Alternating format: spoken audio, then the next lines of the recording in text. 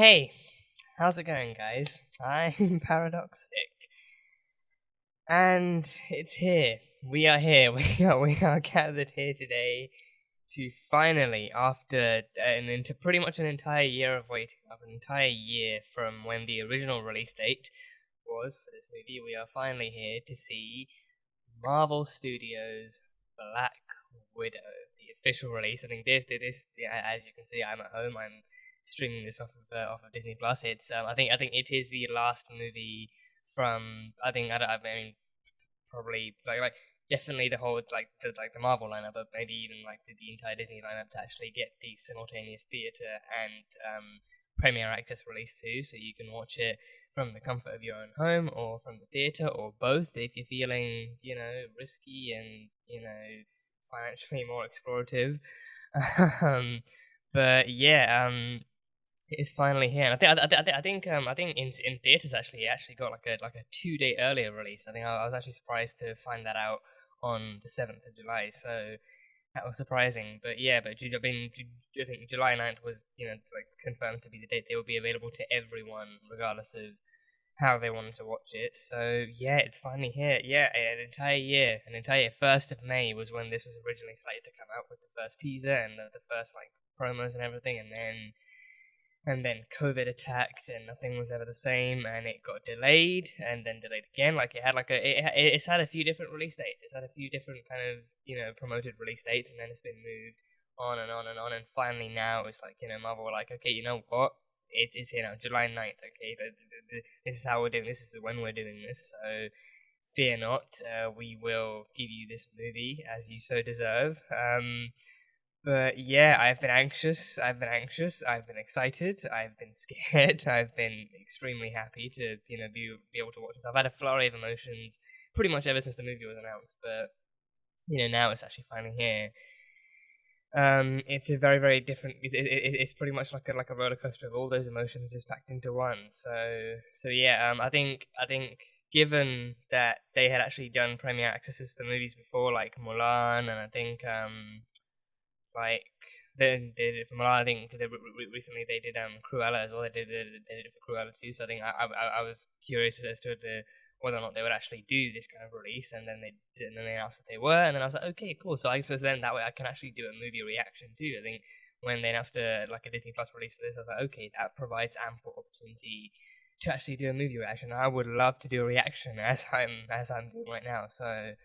So yeah, and my heart does still ache for a theatrical viewing. Like from the beginning, my heart was set on I'm gonna do like a good old classic IMAX viewing for Natasha Romanoff's final cinematic outing, as she so deserves. Because this movie, as a concept, is a long, long time coming. She is one of the first characters to actually be introduced into the MCU, one of the first female superheroes to be in the MCU too. So her movie is a long time coming, and I think I think Feige himself said like he would have actually preferred to have been able to do it earlier on within Phase 2 or something. But then creative differences aside, this is like the only way he was actually enabled to do it. So, but we're getting it. We're getting it. The fact that we're getting it all means that there is so much behind Natasha's story, as we all know, that deserves exploring and is worth exploring, and her as a character, and Scarlett herself has worked tirelessly to actually make this movie a reality too. So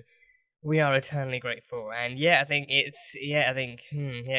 into this knowing that this is the last story from Natasha that we'll ever see, and it's not even in the present because this is meant to be set between Civil War and Infinity War, so it's like a little precursor to before she actually reunites with Sam and Steve, and then goes on the run and everything. So I think again, story wise, that actually does offer up a lot more intrigue and a lot more space to think about what might happen, what she might go through at the hands of her Russian history, and also like her more recent kind of UN history and everything. So there's a lot to explore, but yeah, and this is the beginning of Phase 4. I think I've read that this is actually now the first movie to actually kickstart Phase 4, and then the rest of it where we have Shang-Chi, we have the Eternal, Spider-Man: No Way Home, and everything else coming out after that. So this is the movie to kickstart Phase 4. Natasha Romanoff is kicking off Phase 4 of the MCU for us. So make sure you count your blessings and you pray to her every night. So yeah. In terms of characters, we have Scarlet obviously returning as Natasha Romanoff. We have the lovely Florence Pugh coming in as Yelena Belova. Or no, Belova, Yelena Belova. I think because the pronunciation, I kind of get those two kind of rhyming unintentionally. But Yelena Belova. We have David Harbour coming in as Alexei something. I can't remember what his last name is. Rachel Weisz coming in as Melina something. Also can't remember what her last name is.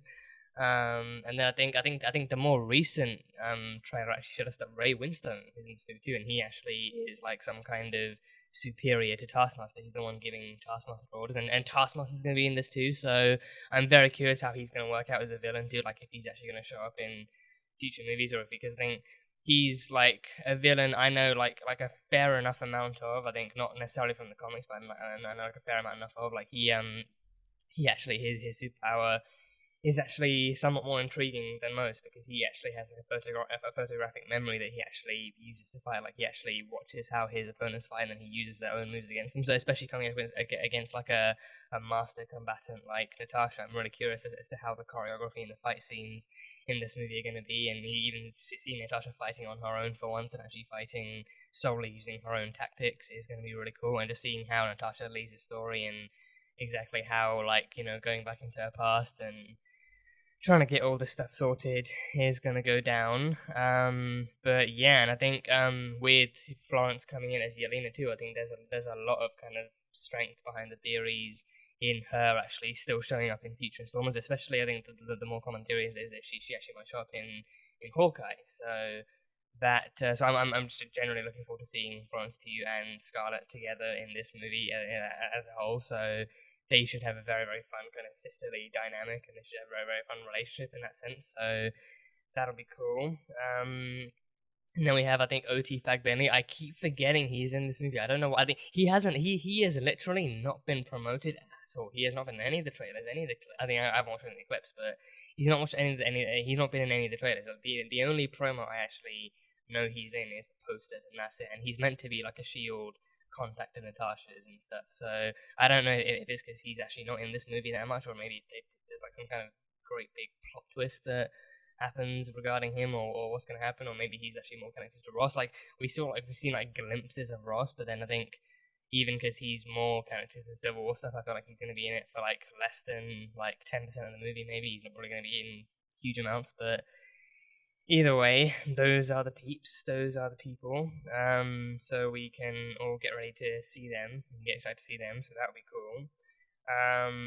But yeah, I'm just I just really want to see this movie. I really want to see what it's like. I want to see what Natasha's final cinematic outing is as a story and as an experience, and it's just hope it's going to be a fun time, and I have full faith. It's going to be a fun time.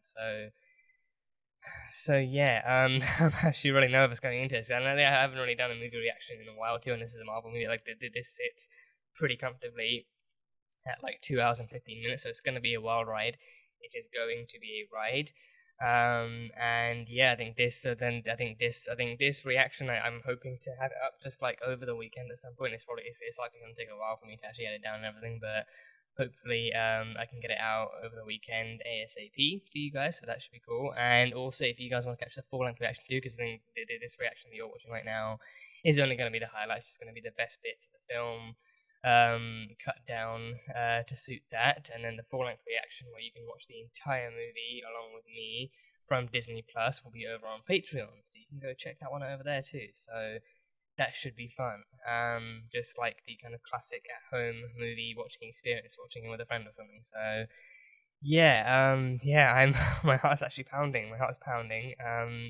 Don't know, how to probably start this off, but I guess you just press play. That's how most movies go anyway. So don't really know if there's anything else to actually mention about this. I think with this being a Black Widow thing too, I think it's gonna feel like a superhero movie in a very, very peculiar way too. It's easy, like from all the stuff we've got, and it's very easy to tell this is gonna be a lot more grounded, a lot more like a spy thriller. I think like it's been heavily reported that it has like Captain America 2 vibes, with it being a more grounded kind of human spy thriller type film, and especially with Natasha being a spy and being like an ex KGB assassin. I think I can definitely tell it's going to have those vibes, so it should be really cool to explore that side of her and those kinds of like that skill set of hers that she like used to pride herself on. So yeah, and I think just seeing the history of the Black Widow too, seeing the history of the Red Room, seeing where she comes from, seeing what that program was like, seeing how they're trained, and seeing like, you know, like because like the Black Widow itself, I think is a mantle that's I think been popularized and been kind of honored by mainly like Melina, notably by Natasha herself. I think, you know, like, I think the trailer shows that there's a new a new kind of Red Room of Widows being trained by Taskmaster. So I'm really curious as to what that kind of backstory is going to be like, and how extensive it's going to be, and how different it might be from when Natasha did it. So there's a lot to explore. There is a lot to explore. So buckle up your seatbelts. You know, grab your snacks if if you're watching at home. It's even easier to grab snacks, and you don't have to pay for them besides from what you already have. So yeah, I'm nervous. I don't know how to actually start this, but without further ado, Marvel Studios Black Widow, the official movie, my official movie reaction as well. Let's get into it. Let's go. Is this Yelena? Yes, Yelena. Young Yelena. Damn. But upside down. And I bet you're gonna fall down first. Damn. Yelena just casually picked up the bullets for him. Okay. Yeah.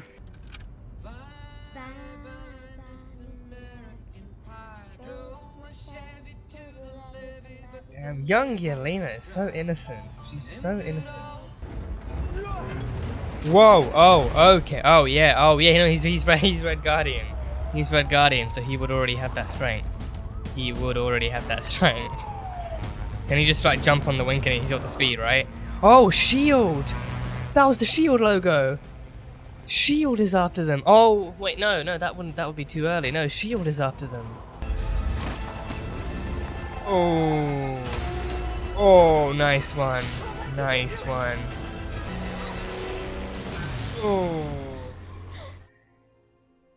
Oh, escaping from Shield. That is a very interesting opening. Oh. Going back into the Russian. Oi, dickhead. Oh god, don't you touch.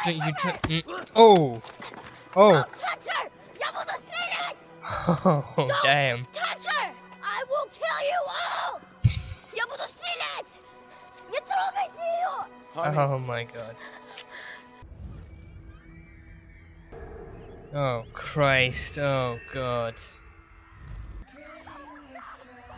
Oh god, were they trafficked? Tell me they weren't trafficked. This looks a lot like trafficking. This looks a lot like human trafficking. The defects? Olga Kurylenko's in this? Okay, that's surprising. Oh no, they were separated.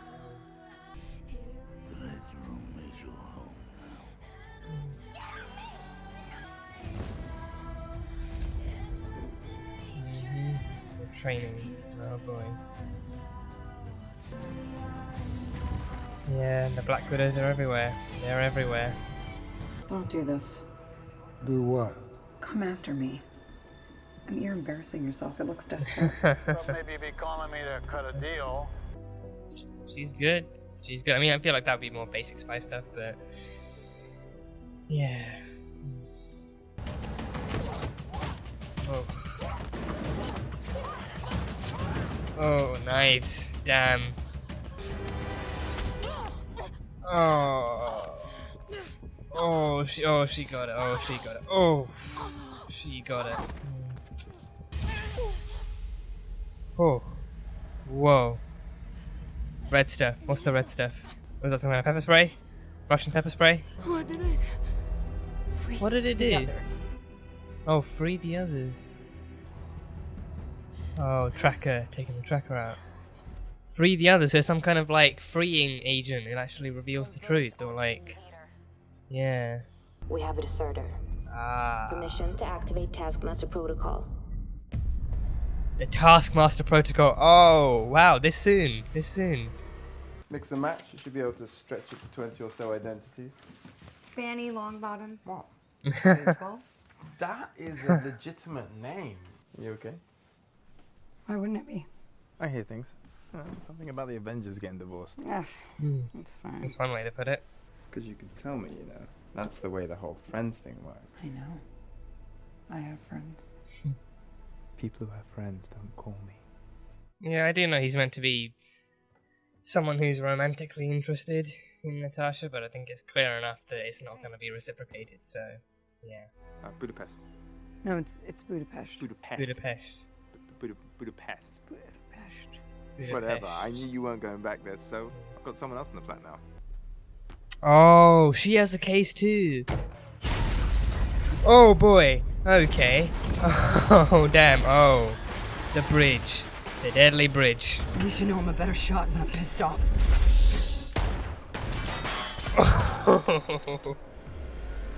He's got the shield. He's got the shield. Is it vibranium? I don't know why, but I believe the KGB would be able to provide him with a vibranium shield. Oh. Oh, damn. Oh, yes! Scissor kick that son of a bitch. Oh, god damn. He's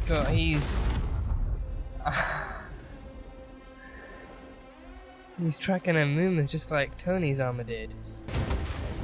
Oh. Oh. Oh. And he's got super strength. Okay. Oh, take it and run. Take it and run. Oh. Oh. Oh, use his shield against him. Oh. Oh, it's from Yelena. Oh, Yelena sent them. So after she was freed, Yelena got these vials to Natasha. Oh yeah. Oh yeah. Oof. Oof. Oh, Jesus. Oh, Jesus. Oh, God. Oh, God, plate. Oh.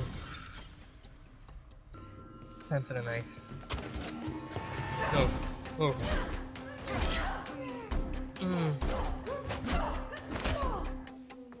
But since you're here, what bullet does that? Not bullets, arrows. Ah, right. Okay. Okay. The counteragent to chemical subjugation. The gas immunizes the brain's neural pathways from external manipulation. Okay. Releases the Black Widows. Antidote controlio senaz. I love that. I Why love don't that you back take it to and one of their forth with the super Russian and the scientist English. friends? Yeah. I They love can that. explain it. You're forgetting Dreykov's daughter. Dreykov's daughter. Loki mentioned her. Loki mentioned her. Oh, okay. Oh, God. Oh, jeez. Oh. Oh, boy. Oh, God. Oh, good God. Oh, oh. Oh, Jesus. Talk about a tumble and you still land on your feet. That's it. That takes some skill. Oh, no. He's making. No. Fuck. Oh, Dreykov, you bastard. Ah. Where are my keys? Suchka. Anytime now, please. Shut up. Oh, so good. So good. So good. Oh, no. I don't think a seatbelt's gonna help with that. Oh, oh, oh, damn. Jesus, that is some incredible curvature too. Like, it literally just goes along with the handrails. Oh, I do look forward to the unmasking of this guy. I do look forward to the unmasking of Taskmaster. If that happens. If it happens. Yeah, great plan. Uh. I love the part where I almost bled to death. You didn't say one word about Dreykov's daughter. You killed her. I had to. Oh, she was just a little girl. The daughter was just a little girl. All clear.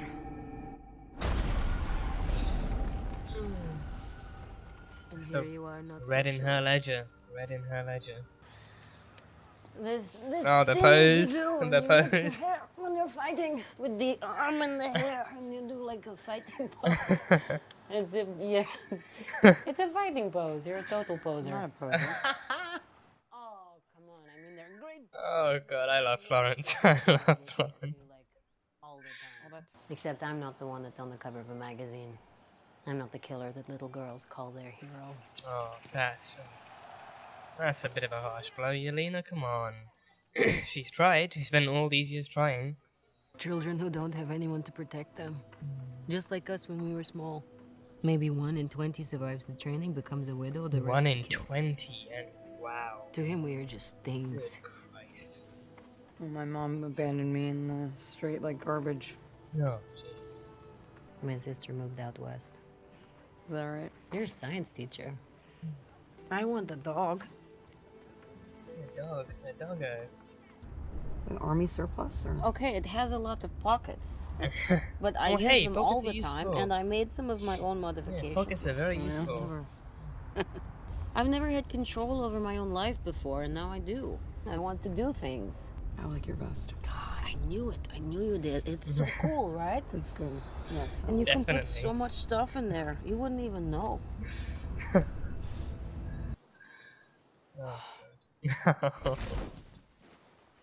Oh, the white Dangerously suit. close to running out The of White time. Widow suit. Oh god, that's so cool. Supplies I can tally. Captain America. The Red Guardian's time. Oh, damn. No, he's faking it. He's faking it. He's faking it. Is there any point you were going up against this guy in an arm wrestle? I don't know. Like 83, 84. You know? Captain America was Yeah, still he was still frozen frozen. in ice then. Nice. What are you calling me liars? Huh? Oh, he broke his hand. He literally snapped his hand. Oh, he has merch. He has merchandise, oh. Oh god, now they're all gonna go after him. Yeah, forget a prison escape. Actually stop the Red Guardian from escaping. Yeah, oh.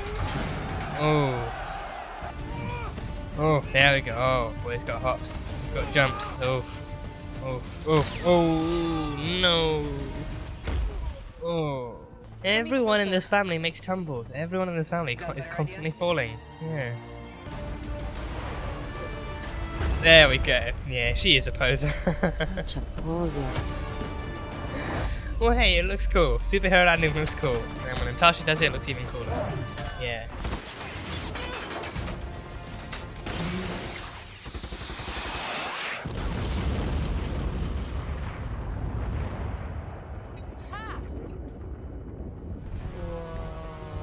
What is it? Oh, avalanche? Avalanche. This would be a cool way to die. Oh god. Oh Jesus. They're swinging background for him, right? They're swinging background for him. Oh, you can't hear me, huh? Yeah, no, it's yeah. Wow.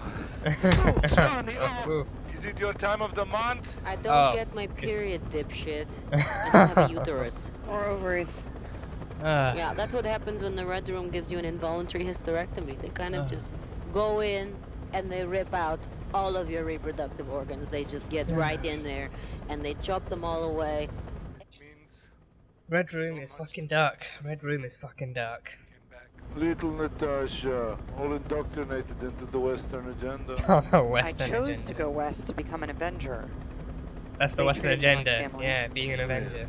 Buries me in Ohio on that stupid mission. 3 years. So tedious, boring me to tears. No offense, huh? No. Oh god. That's Then a put me in childhood. prison for the rest of my life. Yeah, Why? the only normal Why? childhood they Why ever would you had. put me in prison? I don't think we have enough fuel for St. Petersburg. Good. No, we're good. We'll make it. Okay. No, they did not make it. They did not make it. Did he talk to you about me? You know, trading more? Oh, Captain America. Captain Yeah. America. My great adversary Yeah. is Elena, you went on to become the greatest child assassin the world has ever known. That's No not a one can normal match thing for your a child to efficiency, become. Your ruthlessness. And Natasha, with an avenger. Yeah, that name means a lot these days. Have killed so many people. Your ledgers must be dripping, just gushing red. I couldn't be more proud of you. You smell really bad. Oh, damn, she packing. She is packing. That is huge. That is huge. I mean, the Black Widow still had like huge sniper rifles, but that is huge. That is big. Damn. Yeah. Oh, he's putting the suit on again. He's suiting up as Red Guardian again. Oh, it's a very tight fit nowadays. It's a very tight fit. Oh. They just think he's taking like a giant shit. Oh god. Does it not like zip up and down and everything? Does it not do that? It still fits. Barely. I never washed it once. Come and drink. Really? You never washed it at all? Okay, what, is it machine washable? Do you need a special kind of machine to wash it? I just got out of prison. I have a lot of energy. Oh, jeez. Please don't do that. Really? In front of the food at the dinner table? Really? Lexi, good boy. You named the pig after me? You don't see the resemblance? He sell me ideology. Oh, stop with the All the bullshit. while, bigger. You are an idiot. And you're a coward. Huh? Yes, we had our orders and we played our roles to perfection. Who cares? That wasn't real. What? That wasn't real. Who cares? Don't say that. It was real to me. You are my mother. You were my real mother. The closest thing I ever had to one. The best part of my life was fake. And none of you told me. And those agents you chemically subjugated around the globe, that was me. And you? You got out. Drakov made sure no one could escape. Are you gonna say anything? Yelena suffered the worst of them. She suffered the worst of them all. I believe a bargain was struck. Your family paid off. Oh, But that's your why her she mother never left stopped her. looking for you. She was like you in that way. She was relentless. She didn't abandon her, she left her to be picked up. Drakov had her killed. Her existence threatened to uncover the Red Room.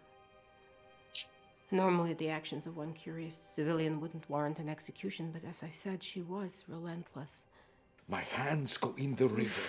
In this weather, frostbite sets in quick. My father, he go toilet on my hands. He's pissed on his Urine hands. is 35 degrees Celsius. Staves off the frostbite. Does that work? Does that actually fucking work? Pissing on someone's hands in frostbite? Bye, Miss America. Oh, Miss American Pie, that's her favourite song. Oh, tell me he can't be taken up by that. Yeah, that'll be plenty. Yeah, just like a couple of dozen trank darts. Yeah, that'll be plenty. Melina? Oh no, Natasha. Did Melina take her out? Didn't Melina take her out? Oh, Melina suited up. Melina suited up. Oh, with his bite. Oh, damn it. Touching down in 1 minute. Then why are we still going on? Do they really just have like a giant tower, or is it like a floating thing, like a Russian helicarrier? Yep, a floating Russian helicarrier. Yeah, the Red Room. This is the Red Room, literally sky high, literally sky high. This is a much less cool way to die. Yeah, not as cool as an avalanche. God. When you look into the eyes of a child you have raised, no mask in the world can hide that. Welcome home. Oh, so she was under the mask all along. Oh, it was Natasha all along. You should only sacrifice yourself. For something. Oh. What? Yeah. What? Yeah. I bared my soul to you, and it was just you the whole time? Yes, I'm afraid so, but wait, I'm on comms with Yelena. With Elena in the operating room. Outside right hip. Right hip, 2-inch blade. Okay, keep her awake for the cranial incisions, you bastards. That's not how you do surgery. Yeah, exactly. Take him out for doing incorrect surgery, incorrect procedures. Oh, god damn it. Oh, nice hit. Oh, she got a syringe in her shoulder, just sticking out. I need you to know that Okay, now he's sorry. pledging No his soul more again. Now excuses, he's bearing okay? his soul again. I gave my life for a cause. I thought I was being brave. You don't have earpiece. Oh, he... No, she can't hear you. What was my mother's name? And there was a tombstone with her name engraved on it. What was her name? Wait, this is after Civil War, so she would have already been there. Unknown. Oh, you bastard. She has so many earrings. I didn't know she had earrings. That's cool. Say hello. Who is Taskmaster? Is it O.T. Fagbenley? No? I don't know, I thought it would be Fagbenley. Oh! Olga When your bomb Kurylenko. exploded, nearly killed my Antonia. The daughter is Taskmaster. She's a perfect mimic. And she fights just like all of your friends. The Avengers. She studied the Avengers. She's the Taskmaster. God damn. God damn. Do it. Can she? Oh no. Why can't she? Is it safe deal? Why can't she? Why can't she do it? Don't tell me there's a mind control thing in her too. Try your life.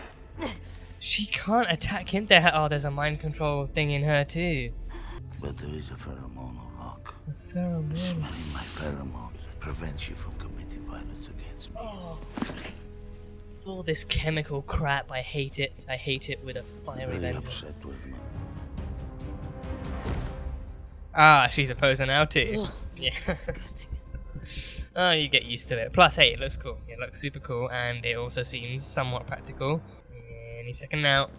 Boom, boom, pow. There we go.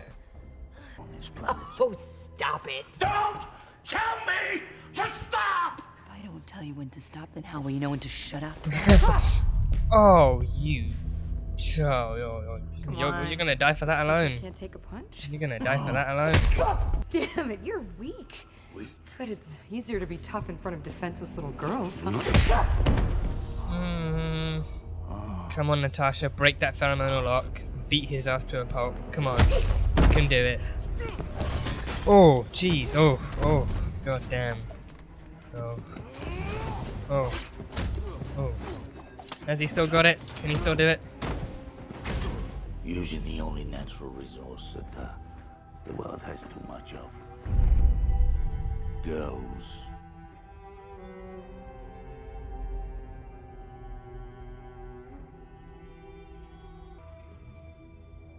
Thank you for your cooperation. No, that classic Even line. if you look at the database, Natasha, to block receptors in olfactory center, you have to sever the nerve. Sever the nerve. So break her nose. I can handle that. Oh, break the nose. You weren't quite strong enough, so I'll have to finish it myself. Oh, she's gonna break her own nose. What are you going to do? She's gonna break her own nose. Oh, god damn. Sever the nerve. Oh, god damn it. Oh, there we go. Oh, damn. Break your own face and then punch his. That's a great plan. Great plan. I completely demolished one of the engines and we are going into a controlled crash. This is controlled, really? How controlled is this? Heading to the Widows now. Alexi, you're not doing so good. You're not doing so good. Oh, jeez. You don't want to hurt me. Oh, I don't think they have a problem hurting you. No.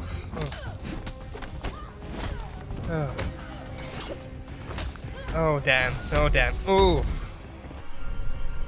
Can she handle multiple widows? Multiple newly trained widows, too? Yeah, just spamming the widow's bites. Spam the widow's bites. Yeah. Oh god. No god. Okay, there we go. Jeez, they're really just watching. They're just watching as she's beaten. Ah, yeah, release them. Release the widows. Release the widows. Smell that, girls? That's freedom. That's the smell of freedom. Open your eyes. That looks like it hurts. Okay, I take out in 3. Ready? I'm sorry. You didn't even count. You get to make your own choices now. We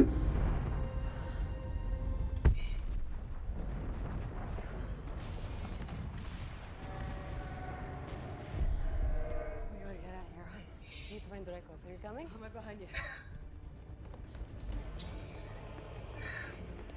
And backing up the files, backing up all the files too, so she can find them too. She can find them in the end. Oh. Oh yeah, put that nose back into place. Okay. Okay, so you can find them and then unleash the same gas. Yeah, you can unleash it on them too. You can unleash the releasing agent on them too. Jeez. Oh, one guy who just gets hit by debris. Oh, yeah, 2 of them now. Yeah, you guys just aren't very good at this, are you? You're not very good at this. Oh, there we go. There we go. Oh. Oh. Antonia Draco. Is this a good idea, Nat? The first thing she's gonna do is take you down. Oh. Oh, wow, okay. Postponing the fight then. Postponing the fight. Jesus. Yeah, this is like Winter Soldier all over again. The helicarrier is falling. The helicarrier is falling. Yeah. What are you doing? What the hell is Yelena doing? Yelena?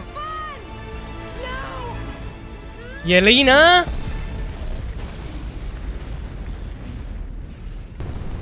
Okay, now this is how you kill Draco. That's how you kill Draco.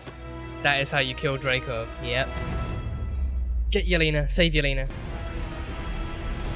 Oh, very, very swift. Jesus Christ. Wow, this is a lot of shit. This is a lot of shit.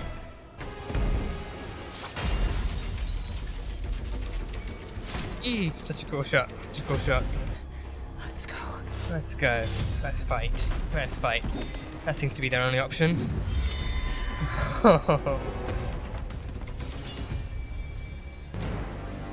Oh, do the releasing agent. Smash the releasing agent in front of her. Smash the releasing agent. There we go. There we go. There we go. I'm sorry. I'm sorry. Is he gone? Is he gone? Dracov's gone, yeah. Dracov's ash. Dracov is ash and fire. Fire and ash, yeah. He's gone. Oh, god damn. God damn. She redeemed that red in her ledger. She has redeemed that red in her ledger. And down goes the red room. Hello. We're both upside down. Zvani. Moja malenkaya sestra. Sestra. I should have come back for you. You don't have to say that. It's okay. It was real to me too.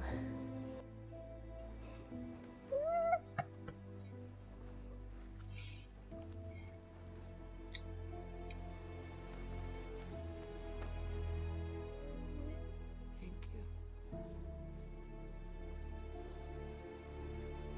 You got something to say? Yeah, now's the time to Just mess it up. Oh god. All those chances bearing your heart out now just. Yeah.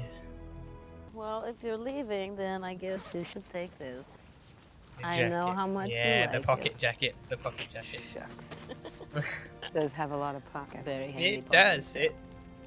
You came back for us. Me? To be honest, Thank you.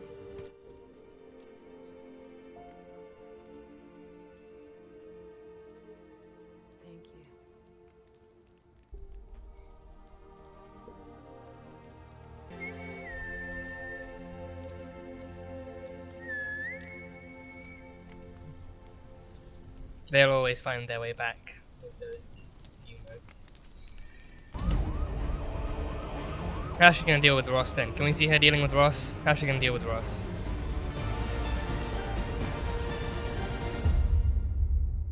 Is that the end? 2 weeks later. Ah, okay, 2 weeks later. Ah, she got the short blonde. Okay. Yeah, so this is the same jacket she wears in Infinity War. Yelena gave her that jacket. Yeah. A Quinjet. See what I can get you with a bit of time and money? A Quinjet. Go on, say it. I want to hear it. It would really be good for me to hear it. Really. I'm impressed. Yeah. Well, hey, yeah, getting an Avengers Quinjet is pretty impressive work. That's what everyone wants to hear.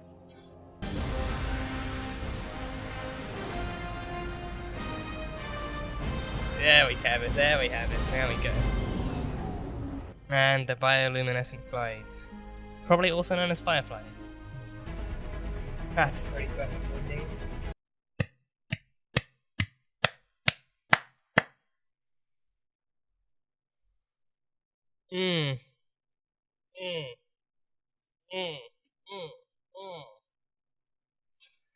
So good.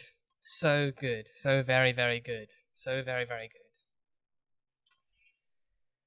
good. Is there a post-credit for this? I think... There is a post-credit. Okay. I just got like a glimpse of it, so I'll be waiting for that. Come on, Fanny. Yelena! Oh, and Fanny, a dog. Oh, Fanny Longbottom. Oh, she's got longer blonde now. Yeah, longer blonde. Actually letting loose. Daughter, sister, Avenger. Oh, no!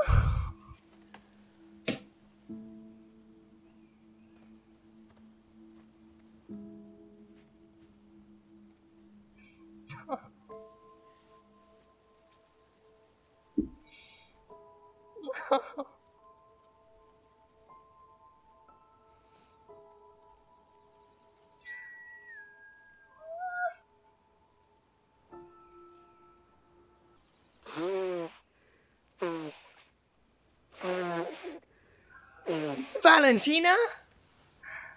What the hell is she doing here? Sorry. What the hell is Valentina doing Allergic here? to the Midwest. Okay. I Oh, want the God. raise. Oh yeah, you and me, better. She's working with Valentina? You're gonna earn it. Yelena's working with I've Valentina? got your next target. Who's the next And target? deliver it. Maybe you'd like a shot at the man responsible for your sister's death. Kind of a cutie, don't you think? She's gonna go after Hawkeye.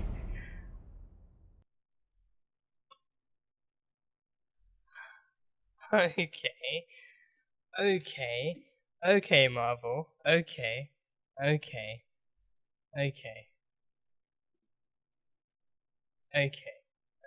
That is... Wowza.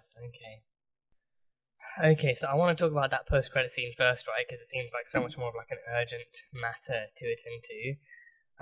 So Natasha... She has a tombstone. Natasha has a tombstone, as she rightfully deserves. She has a tombstone that rightfully acknowledges her as a daughter and as a sister and as an Avenger, as the hero that she was and that she always will be. And she has all these little photos and flowers, and Yelena visits. She visits with the dog, Fanny Longbottom the dog. So she visits, and it's hard for her to have to bear that truth on her own soul. And I think what hit me even harder was her actually whistling that tune out. But then, especially as an audience member, that tune is not going to be whistled back. It's not going to be whistled back. So it hurts. It hurts having to process a scene like that with the context behind it. It hurts having to do that. It really hurts. But god damn, if we don't deserve that kind of closure, then I don't know what we deserve. But yeah, that she was visiting Natasha's grave and placing more flowers, and and especially like that kind of post-credit scene happening at the end of this movie too, knowing seeing what we've seen, knowing what we know now, it's like I think it's meant to hit harder, and it does hit harder. It does exactly what it's meant to do. So And it's honestly like the most heartbreaking but also heartwarming thing to know that Yelena, at least, because I don't know the same for me for Melina and Alexei, but Yelena at least actively visits Natasha's grave and does what she can, and she still does, she still processes her sister's memory in the best way that she can, and she pays her respect as much as she can and as best as she can. So for that much is at least respectable. But yeah, I don't know, that scene, just the emotional levity is undeniable, and the emotional gravity is just it's hard hitting. It's very hard hitting. So I love that they did that. I love that they at least did that much, because I think especially after Black Widow died in Endgame, the question is how are they going to pay respects? How are they going to have they should at least have that she should at least she should at least have that kind of a grave, that kind of a way for people to visit her memory and everything. And I think, especially with this, I think that post-credit scene feels like the most real thing regarding her death too. Like the entire movie as a whole just feels like a way to see her in her own kind of independent and somewhat more natural habitat. But then that post-credit scene alone is the one thing that feels like an actual proper acknowledgement of her death in Endgame. It feels like in Endgame itself, we had little to actually acknowledge we had little to acknowledge that she was dead, but more to acknowledge what she had done in order to help save the universe. So with this one, this post-credit scene seems like an actual way of saying Natasha Romanoff is dead. She is gone. So we all have no choice but to move on, but we can do exactly what Yelena's doing and pay respects and remember her and do that kind of thing. So that post-credit scene alone feels like the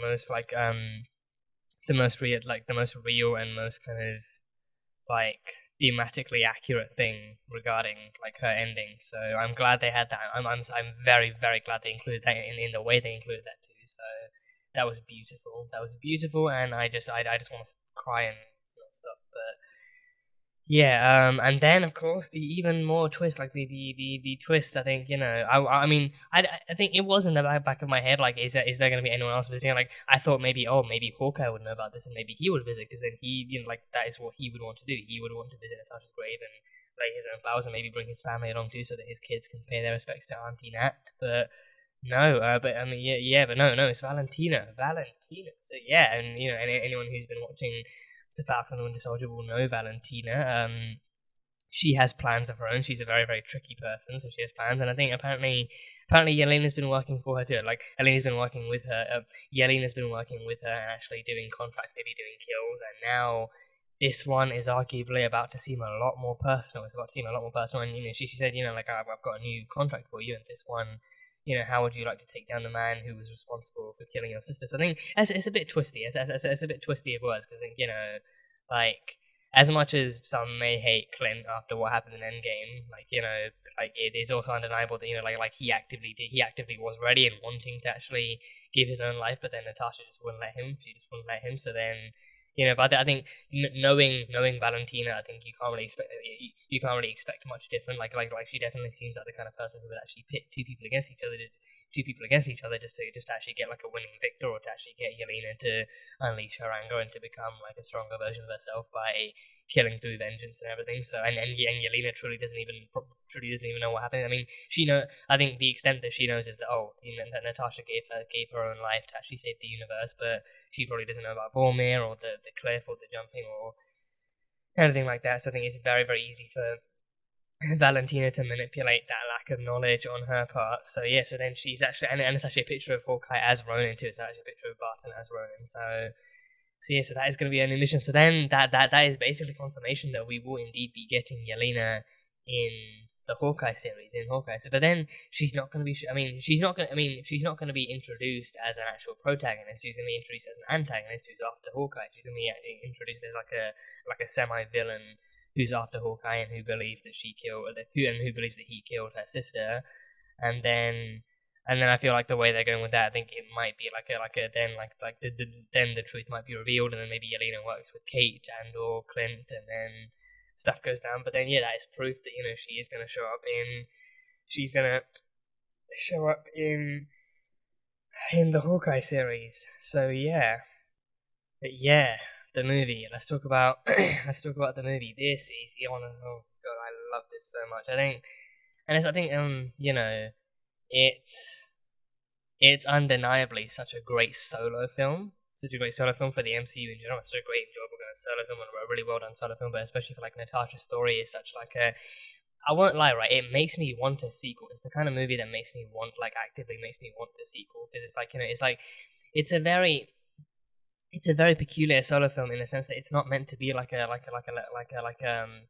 it's not meant to be like an introductory film. Like at this point, we're already meant to know like this is the people who, this is not like something that works fully. Like it works as a standalone film in terms of actual kind of story, but not character. Not so much with character. With character, I think, you know, with story, I think. Well, actually, no. I think no. Wait, no.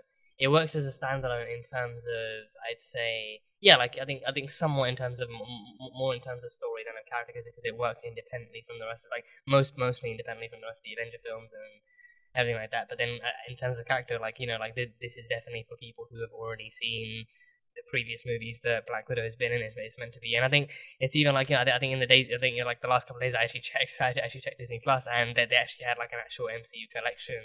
The other kind of titles that Black Widow had been in, but then actually remodeled to actually look like Black Widow herself. So like each of her appearances in those films, from Iron Man 2 all the way to Avengers Endgame. So that was a really cool kind of visual, kind of collective, kind of nice kind of like work on Disney's part and Marvel's part. But yeah, I think this definitely works in terms of story, but like as a standalone, better in terms of story than in character. And I think it definitely feels more like payoff too. Like all these years of waiting, people who have become fans of Black Widow and Natasha Romanoff through the movies, so badly wanting to see her be the star of her own story and to be the star of her own kind of actual movie. It definitely feels more like payoff for that, and then it actually gives you like as in depth of an actual backstory to her and her line of work and her kind of and where she comes from and stuff. So, you know, like as in depth as they can. So it definitely works out in that sense. And I think, me personally, I think it's definitely like doing a movie reaction to this, as enjoyable as it was, as much as I love doing a reaction to this, I definitely also feels like a movie where I need to watch it again in my own kind of headspace outside of doing a reaction, to actually watch it as like a more relaxed kind of viewer, and actually watch it as in more of a relaxed environment, and more where I can actually just zone everything else out and just watch the movie as it is, without having to actually omit a reaction from my behalf. So I think I'm definitely gonna have to watch this a second time, and hopefully in an actual classic theatre viewing. My kind of goal from the start was to actually, you know, go to the actual theatre to watch this and give Natasha that kind of classic cinema experience that she deserves. So hopefully that's still possible. So I'll definitely be watching it a second time.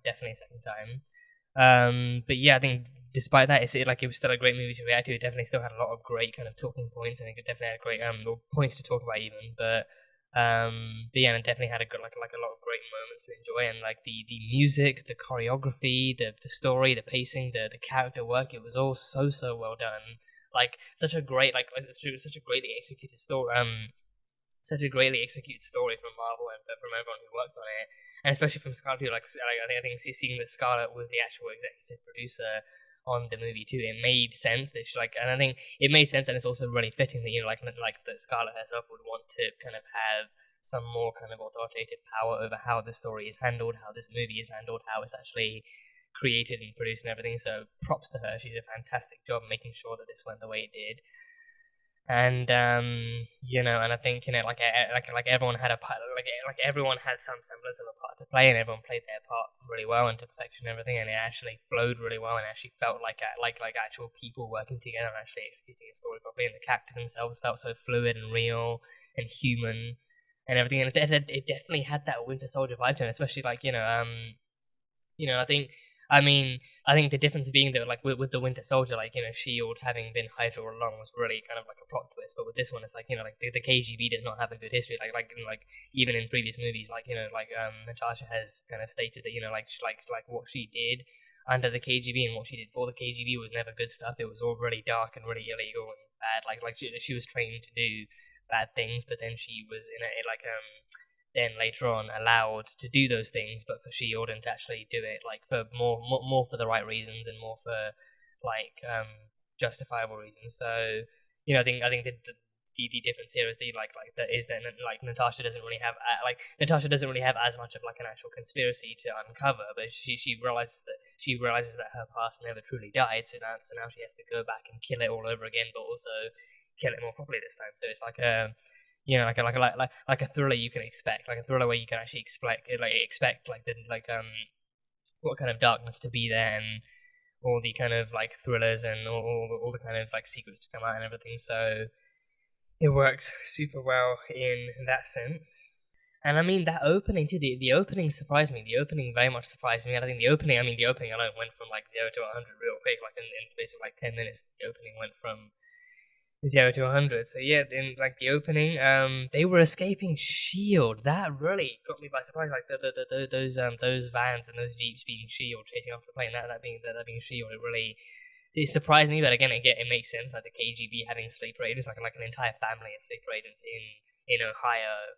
That would likely catch on Shield's radar, and they would actually be after them, and then they need to evacuate and then run back to Cuba to meet with Dreykov and everything. So Shield being there, and everything like that. And then I won't lie, that did make me kind of think of, is this like Shield trying to come and recruit Natasha? But no, this is way too early. We need a couple more like decades for that. So yeah, but no, this was Shield literally just catching word of like an actual Russian sleeper family from the KGB on their radar, and actually going to track them down and everything. So then they escaped and everything, but. Yeah, I mean, the opening itself actually shows the family being that, like actually pretending to be a family and pretending to actually blend in and being sleeper agents until Dreykov needs them to do something. So seeing young Natasha, we saw a glimpse of her in the trailer, so that was cool. But then young Yelena, she is, I'm pretty sure she's actually played by, I don't know what the actress's name is, but I'm pretty sure she's played by the girl who played young Nellie in The Haunting of Hill House on Netflix. So I think she plays her too. So. That's actually pretty cool. That's pretty cool, and I think, and for the sake of being a sleeper family too, like they literally blended into their roles pretty fluently. Like they completely did. They managed to kind of partially ditch the Russian accents, where they could talk in an American accent for appearance sake, but then if need be, they could effortlessly kind of fall back into the Russian and everything. So. Yeah, and also the linguistics in this movie. I love the language in this movie. Like them effortlessly, also really effortlessly, and often surprisingly, just out of nowhere, just blending back and forth between the Russian and the English. Like Yelena and Natasha talking to each other, and then talking to Melina and Alexei as well. Like that kind of back and forth, like that spontaneous back and forth mixing of Russian and English was just so cool. Just the coolest, and actually utilizing more of her actual Russian kind of background and her Russian kind of like family history. Was really cool, so that was really fun. But then Natasha and Yelena were separated. They were separated as kids from that point onwards, and they were separated from their parents as well. They were separated from their parents, and then they were separated from each other. So a very dark past, a very, very dark past. So yeah, that was hard to watch. And I think especially like in her youth as well, I think that kind of difference as well between the two kids too, like Yelena and Natasha, was actually really well explored. Like especially at the dinner table too, like like Alexei coming in being all quiet and reserved, and like clearly showing signs that something wasn't quite right, and like Melina catching on instantly, but also the differences between Yelena and Natasha too. And I think it's also like the age difference too. Like Yelena is undeniably like the younger sister of the two of them, and as a result, like Natasha being the eldest, like she has to like.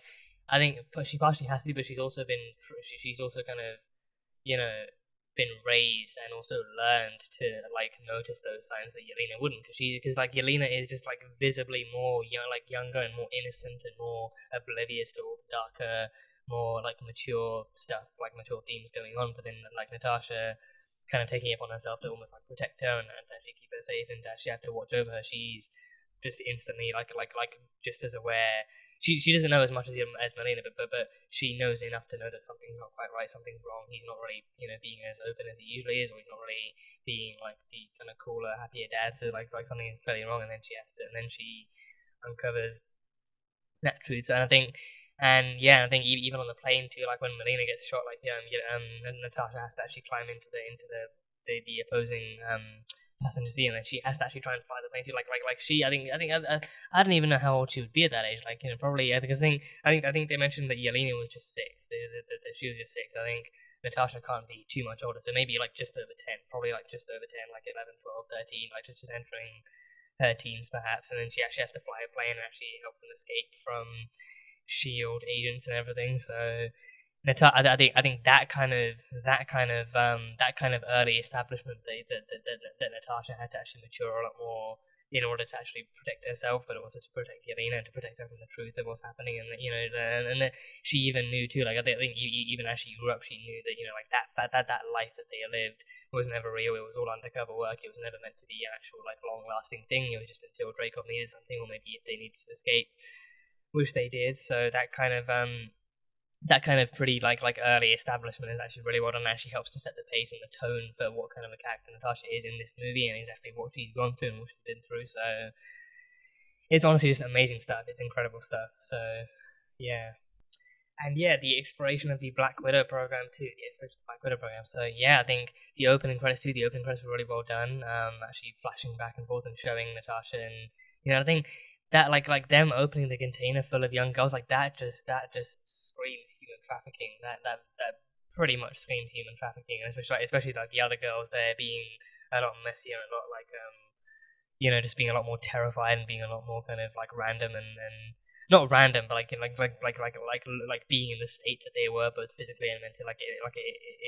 It just has like that kind of undeniable vibe, like the undeniably stronger vibe of human trafficking, and it actually shows, and especially like it's how Dreykov's process works too. Like he actually takes in vulnerable young girls and he exploits them and he manipulates them and he turns them and he weaponizes them and stuff, and it's that whole kind of like and it's that whole kind of ideology too that like young women can manipulate men and manipulate people in power in all these different ways, and then they can actually get the job done and everything. And then there's the even darker thing mentioned later on too.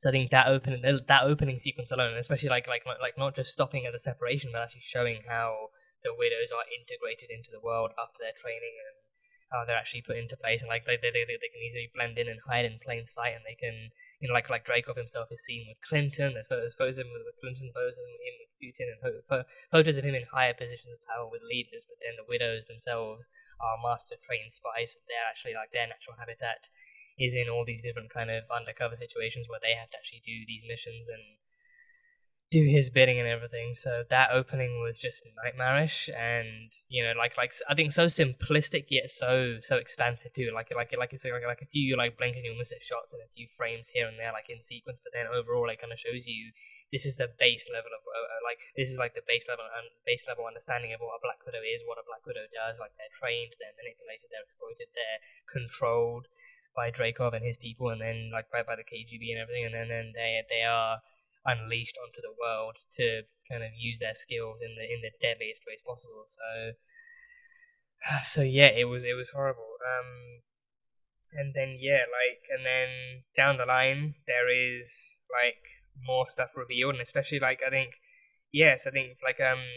like Yelena herself actually kind of talking more about like stuff that was used in the older program, but also is likely integrated into the newer program too, and especially like the way they talked about the sterilization process. And I think, I think it's the sterilization process that they mentioned. Like I think Natasha mentioned it before in Age of Ultron. I really don't like the way they pulled it off in Age of Ultron. I really don't like the way they actually wrote it.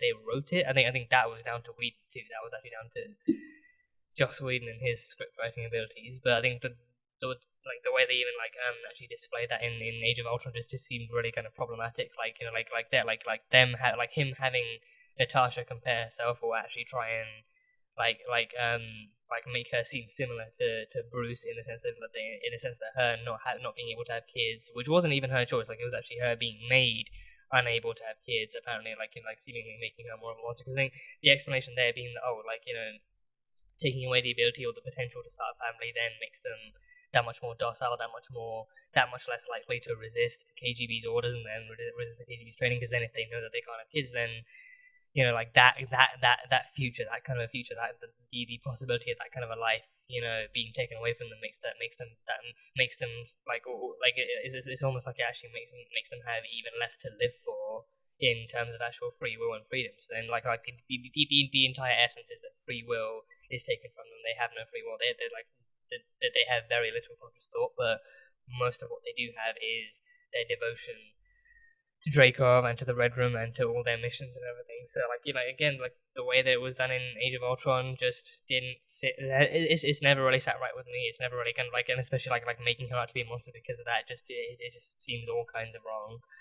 So, you know, and then I was hoping that, you know, maybe in this one we'll actually get like a more accurate kind of depiction of what it is, what it means, and it's going to be darker. Obviously, it's going to be darker. It's meant to be darker, but hopefully we actually get it in this one too. But and I think the way it was explored in this, I think it doesn't seem that much better. I won't lie, it doesn't really seem that much better because again, like given what it is, I think you know, I was hoping they would actually tackle it in a more mature, more kind of serious way, where they actually sit down and talk, and maybe they actually it's actually like a more kind of like a darker, like a scene, like where they actually where they tackle it with no humor, no jokes, no trying to poke fun at it, no trying to ease the tension. Like it's meant to be a tense topic, it's meant to be a very, very tense scene, so maybe they actually tackle it in a way that actually makes the audience kind of gasp and, you know, kind of, you know, be speechless in horror and everything. So yeah, but with this one too, like it's like they just kind of had it almost as like a passing comment, as like a passing scene in the wind, like just like, you know, like instead of actually addressing. I think honestly, right, I think it's somewhat of a mixture too, because I think especially coming from Yelena, I think it means that much more. Because I think the way that Yelena is exploring this too is, you know, in like an equally kind of dark tone, equally kind of like mature tone too. But then Yelena kind of thrusts it almost like just like interesting or fun facts in, you know, like Alexi's face, like, oh, I can't have periods, I don't have a uterus, I don't have, you know, like, and even Natasha mentioned, like, oh, she doesn't have ovaries either, and then, you know, fallopian tubes, like any and all reproductive organs that she would need to make kids is essentially gone. Like, and like, you know, that's what the Red Room does to you. That's what Dreykov and the Red Room orders on the successful operatives. Like, and I think that kind of statistic too. 1 in 20 girls actually makes it as Black Widow. 1 in 20 is trained, and like only 1 in 20 is ever actually survives or succeeds in the training, and then the rest are killed. So it's like Dreykov is a fucking monster. That's obviously the point. That's obviously the point of this film. Like, Dreykov is not a good man. He should not be let to live, and he's not someone you're meant to like enjoy. I mean, you can enjoy him as a villain in the sense that, you know, like you enjoy how well done, how well made of a villain he is. Like, he's not someone you're meant to like in any way. You're not meant to sympathize with him. You're not meant to empathize with him. None of that stuff. Like, he's you know, he's not meant to be actually liked or related to. I mean, if you relate to him, then I think you probably have some fucking issues. But yeah, but he's a well-made villain in that sense, that he is a horrible man who exploits women, and he, you know, uses them for his own benefit, and he uses them for his own power, and he exploits his own power on the world too. So he's that kind of a villain. So I think yeah. So that's him. I'll get back to him in just a second. But then like that kind of that talk of the involuntary hysterectomy stuff. I feel like it could have been brought up later on. I feel like they could have also brought up. And I think they could have also brought it up with Melina later on too. I feel like instead of Alexei going in after Yelena kind of like retreated to her room, I feel like instead of Alexei, Melina could have been the one to do. I think, granted, like Melina and Natasha also need to have that conversation that allowed her to then finally defeat Dreykov later on. But I feel like if Melina had been the one to go in instead, and actually then they could talk about it, then that would have actually been someone worthwhile, someone worth venting to, or maybe even then, like maybe like that kind of scene, instead of having a story about like Alexei kind of having his dad piss on his hands for frostbite, maybe that would be a better scene. Like maybe even like Alexei asking her to, if she was comfortable with it, then to actually talk further about what they did to her in the Red Room and what they do to the girls in the Red Room, and then actually elaborating further a bit more on the kind of completely involuntary surgeries that they do and stuff like that. But instead we got a frostbite thing. So I think granted, I love this movie, but again, these are just like some more other kind of minor kind of issues I have. And I think, again, maybe I can actually process these thoughts a lot more after a second viewing. But I think these are also still kind of like valid criticisms and valid comments, kind of worth kind of displaying. But overall, I think for the most part, the film was still really well done, and for the most part, the story and the characters were still really well done. But these are just kind of minor gripes I have after a first official viewing. So yeah, but let me know what you guys thought of that, and let me know how you would have preferred it it be executed and how you would have preferred it be, like, or if you enjoyed the way the scenes were in this movie, then more power to you, and it's fully within your right.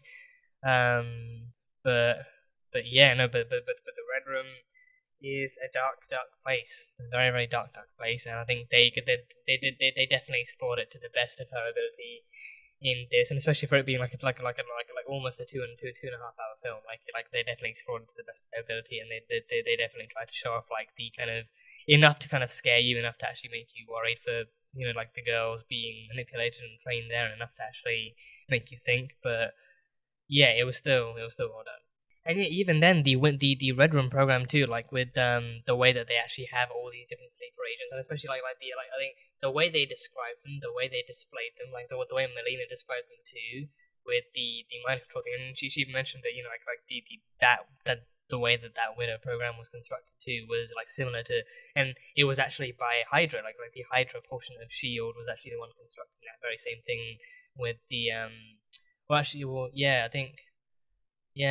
Yeah, no, with the Winter Soldier program. So the KGB was still, doing the Black Widow program, but then it was actually constructed in like a similar way to the Hydra the Hydra Shield Winter Soldier program, and so especially the way she described the mind control technique. So that the mind control, like, it worked in a way to, I think it was like actually making them do things. Actually, like, I think it's like not so much complete mind control, but making them do these things and making them unable to actually counteract them themselves. It's like an actual chemical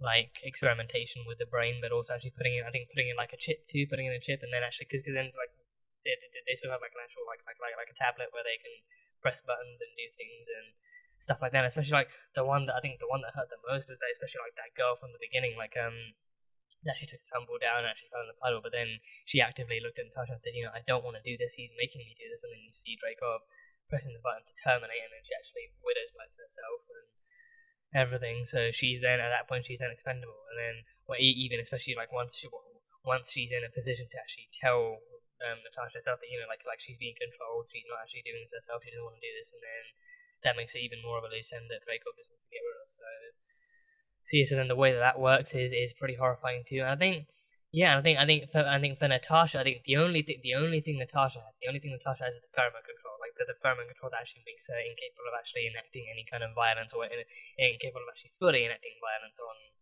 Draco. Like that's all she has. But then I think she herself, like she has the more kind of almost like like that kind of torture, like the kind of that kind of actual like therapeutic kind of mental torture inflicted on her that makes her turn into this kind of thing. And I think it's that difference we see too, like the difference of where they're trained, how they're trained. Like with Natasha, we saw those glimpses in Age of Ultron too, where she was actually trained inside like a ballet studio and made to shoot guns and take down targets and fight and everything. So she was trained in a much more classic, arguably much more traditional way too, for way back then, like back in the 80s and stuff. So she was trained there and everything. So yeah, that's then for that. And then but then with this one now, with the world having advanced, with technology having advanced, they have so much more opportunity to work with different things, with different chemical compounds and different technologies to do their things. So now it's like Natasha being I think her being maybe the first Black Widow, maybe the first official Black Widow, but also being trained the way she was. She's a lot more of a natural. She's a lot more kind of it's a lot more organic for her. But other girls have to actively be broken down, but also maybe even in Natasha's case, like she had to actively be broken down and then rebuilt as the perfect assassin they wanted. But for these newer girls, it's like they can literally just be tortured and controlled, and like have all these different brain surgeries done to them to implant chips and everything. So it's a lot more different. But then with the way that they're then reintegrated into the world, and especially in the way that Dreykov described how they can actually topple governments and how they can produce starvation for half the world, and how they can actually cut down cause oil and all these different disasters, how they can do that in a matter of minutes, in a matter of seconds. It definitely reminded me of the way that Bucky described the 5 different Winter Soldiers from back in Civil War, like the they're on a credit too. They could speak it as a languages. They could actually, and even before they became Winter Soldiers, like they were actively Hydra's kind of worst assassins and most skilled assassins. And like they were already skilled, but then that was amplified, and they were made to be the ones to take down any country that Hydra chose to take down and do all that stuff with. So yeah, it's crazy. It is crazy stuff. And then Natasha. I think the interesting thing about Natasha that Melina revealed was that the widows. I think probably all of them. She mentioned all of them are chosen based on their actual genetic potential. So then, and I think the fact that I think that then tied into the fact that Natasha's mother did not just like chuck her out on the side of the street. I think she didn't chuck her out. She didn't chuck her out on the side of the street or anything, but she actively left her to be picked up by Draco because maybe he found out about her and then he contacted the mother and said, I can give her a better future, I can give her this, or maybe he even threatened her, into doing it, and then, and then even once she lost her, like her mother was relentless in trying to find her, but then her knowledge about the Black Widow program and her persistence in finding and rescuing Natasha made her that much more of a loose end and that much more of a threat. So then Dreykov had her killed. So yeah, I think she never found out her mother's name either. And I think like Dreykov even saying that on the tombstone was actually the words unknown. Like her identity was lost forever. So that sucked. But then we know that in Endgame, Natasha does find out her father's name, which is Ivan. So yeah, and I think I've read that in the comics. Like Ivan also Ivan was I think Ivan was actually technically her adoptive father, although that he took her in, and then he actively dropped her off at the Red Room in the comics too. So I think I don't know if the father maybe had so I think they've twisted that story for this where her mother actively leaves her for the Dreykov to pick up and recruit into the Red Room program, but then I don't know if the father had any role to play in this or what, but she only knows one of her parents' names after Endgame, so that's that. But and unarguably one of the biggest kind of secrets revealed, like what everyone as soon as Black Widow was announced as a movie, one of the things that everyone wanted to know. What happened in Budapest? Yeah, Budapest. Yeah, there's a psh at the end of it, Budapest. What happened in Budapest? So, yeah, and I think, I definitely feel like people are gonna treat this the same way that they treated Fury losing his eye, because in Winter Soldier, Fury said, last time I trusted someone, I lost an eye, so he treated it as an actual serious thing, and then people are like, oh, they just played that now for jokes, and Captain Marvel just got scratched out by a cap, and then. I'm not going to go into that, but then part of me feels like with this one, people might treat it as a similar thing, maybe I think maybe instead though they passed it off as a passing joke in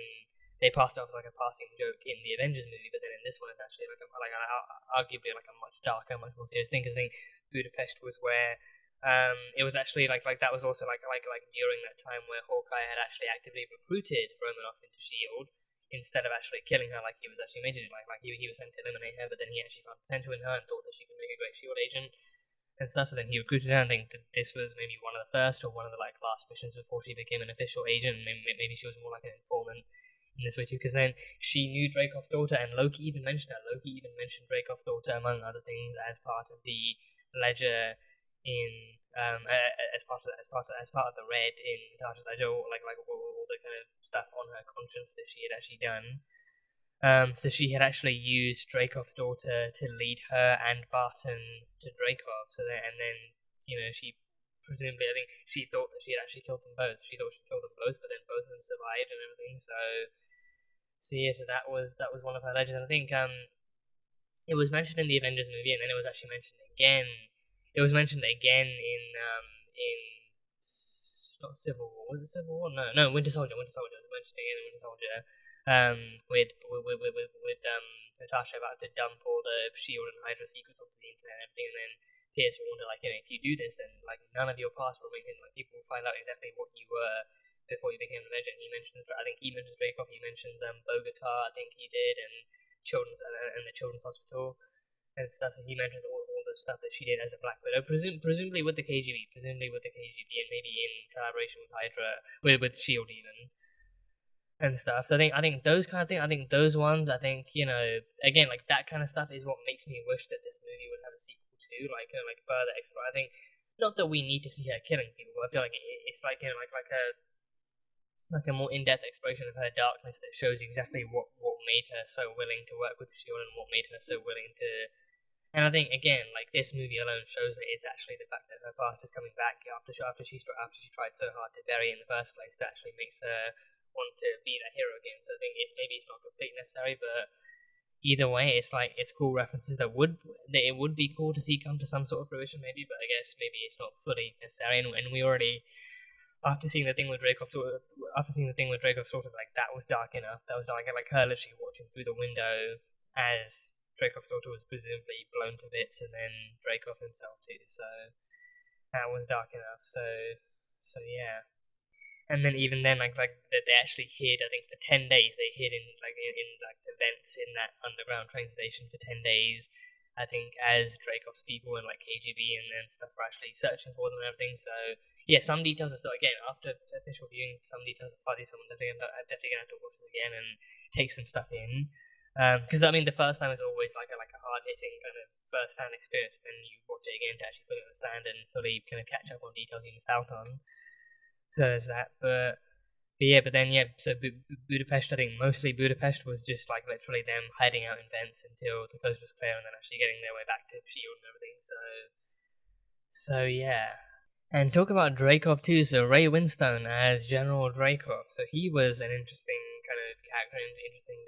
I don't know. I don't think I've seen anything else of his. I think he is like an actual Hollywood actor. He's an American actor, but I don't recall. I don't specifically recall having seen any of his other roles. So I'm not sure what kind of an actor he is predominantly, or if he actually balances between action and drama and other stuff. But you know, like this being his first movie, he was great. Ray Winstone killed it. Ray Winstone actually absolutely killed it as General Dreykov, and he definitely kind of passed himself off as that kind of villain that you're supposed to hate and that you know enough about to hate and everything. So that was cool. But I think he also reminded me, right? And I'm not just saying this because of the Winter Soldier vibes, but I think this would also connect into the Winter Soldier vibes. But he also reminded me quite a bit of Alexander Pierce, but in a much more different, much darker light, in the sense that, you know, like Alexander Pierce, he is slowly revealed. I think with Pierce, you might get vibes earlier on that he's not fully good or bad, or like he's not fully trustworthy. But then with Pierce, there's the actual plot twist of, oh, he is Hydra. He's also working with him. He's working with the Winter Soldier and everything like that. But with Dreykov,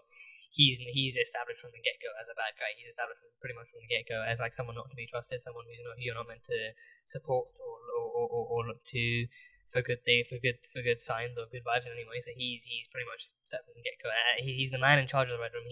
I think knowing he's the man in charge of the Red Room already gives you like bad vibes, or already gives you those kinds of ideas. Like, oh, so he's the one who turned Natasha into what she is and made her do all those things, and he also does this to countless other girls too. So he is just really not a good guy in general. But General Dreykov, you know, he is like he's the one behind the Red Room project. I think going into this movie too, and I think even the trailers were somewhat kind of misleading in certain aspects too, actually showcasing Taskmaster as like the central villain of the film. And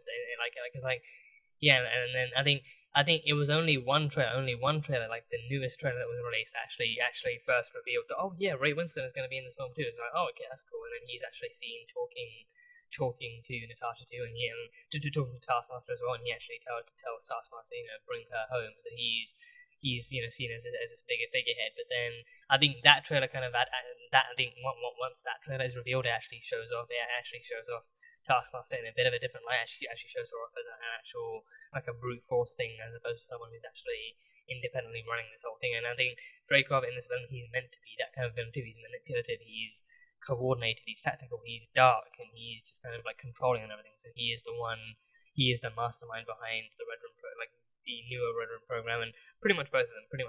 But he's also the one in control of everything, and he's the one with his fingers in all sorts of governments and all sorts of economies and all these different things. So almost like a Russian Gideon Malik, pretty much. So Dreykov was in this, and he survived. He's like him and his daughter Antonia survived the original blast, and he actually came back years later with an even stronger kind of Red Room Widow program.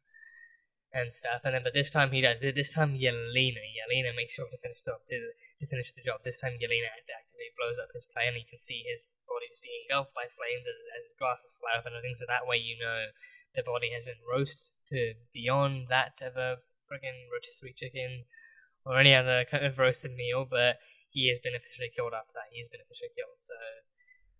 So yeah, he was great. He was pretty great. And yeah, the one piece of actual kind of experimentation he imposed upon Natasha was the pheromonal lock. So I think he mentioned that all the widows have that. All the widows have that, but Natasha is the only one without the newer actual technological programming. Like with her, it's just natural, it's just mental manipulation and actually breaking her down and rebuilding her. Like it's a lot more traditional. But with this one, but with the new generation, it's a lot more technological. But with Natasha, the only thing she has is the actual pheromonal lock, which actually prevents her from actually attacking her creator, essentially. So it's actually a way of actually controlling the monster that they've actually created. So that then happened, and I love Natasha's way of actually breaking that down. And again, actually having to emphasize the fact that he is weak. He can't even throw a proper punch or actually knock it out properly enough. He really just can't break her nose and then everything. And I think it's because he knows. He actually knows. He himself knows that he can actually punch her hard enough that it kind of hurts her, but then she still laughs that off because she's taken hits before. She even says, "Oh, well, you really think me, a master assassin? Like you really think I haven't taken hits before that I can't take it? Yeah, she would not be a master assassin if she couldn't get hit and then get back up again. So, and I think it's because he knows deep down, if he punches her too hard, if he actually does break her nose, then that's what will actually let her attack him. So he can't let it happen. So then she takes it into her own hands, and it was brutal. But then she actually smacks her face on the table, breaks her nose so quick and swift, and just just fight through the pain, use the adrenaline, fight through the pain.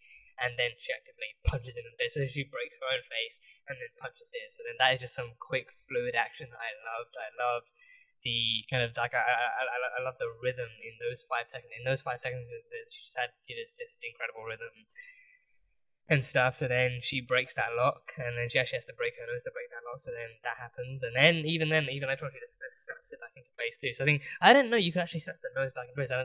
I knew dislocated shoulder, you can snap that back into place. A thumb too. If you break your thumb, you can break that back into place. I didn't know you could do it for the nose though. I didn't think it would be as possible for the nose that you could actually just snap that back into place afterwards too. So I don't know if that was. I'm wondering if that was actually just a kind of like CGI of some kind, or if they actually had I don't know. They wouldn't have Scarlet actually breaking her nose or anything to just for the sake of that. But I think I am curious to see exactly how that kind of effect was executed, but probably CGI, and then just get some kind of noise put in afterwards too. So yeah, that was cool. And then Taskmaster. Let's talk about Taskmaster. So Taskmaster, she so that was Antonia. So I think pretty much everyone spent the entire time thinking that Taskmaster was going to be the primary villain of this movie and that he was going to be a man, but he wasn't a man. He was in fact a survived and controlled Antonia Dreykov. And yeah, I mentioned OT Fagbeni. I didn't even know if we got his name in this movie. I legitimately do not remember catching his name in this movie at all. So that's something we're gonna have to go back in the credits and check that out. But either way, I think I questioned if it was OT because I think it was also a theory in during the promotion of the movie that because of the fact that OT was never in the trailers, but then Taskmaster was. People thought, oh, maybe that's gonna be a twist. Maybe he's not actually Shield. Maybe he's Hydra, but maybe he's also with the KGB. Maybe he's actually secretly Taskmaster as well. So then I was curious how that would work. But then this movie shows that he's actually not. That it was actually just Antonia who was survived, who actually lived, and then she was brought back by Dreykov. But then he put her through the same thing. He actually manipulated her, controlled her, and turned her into this weapon and everything. So yeah, and I think I'm guessing that Taskmaster in the comics was originally a man too, and I think his powers too came off from a serum. His powers came from a serum that amplified him and his senses, but also amplified his brain chemistry in a way that he could actually copy his opponent's moves exactly. So I think there's a bit of a change from that, and I think now.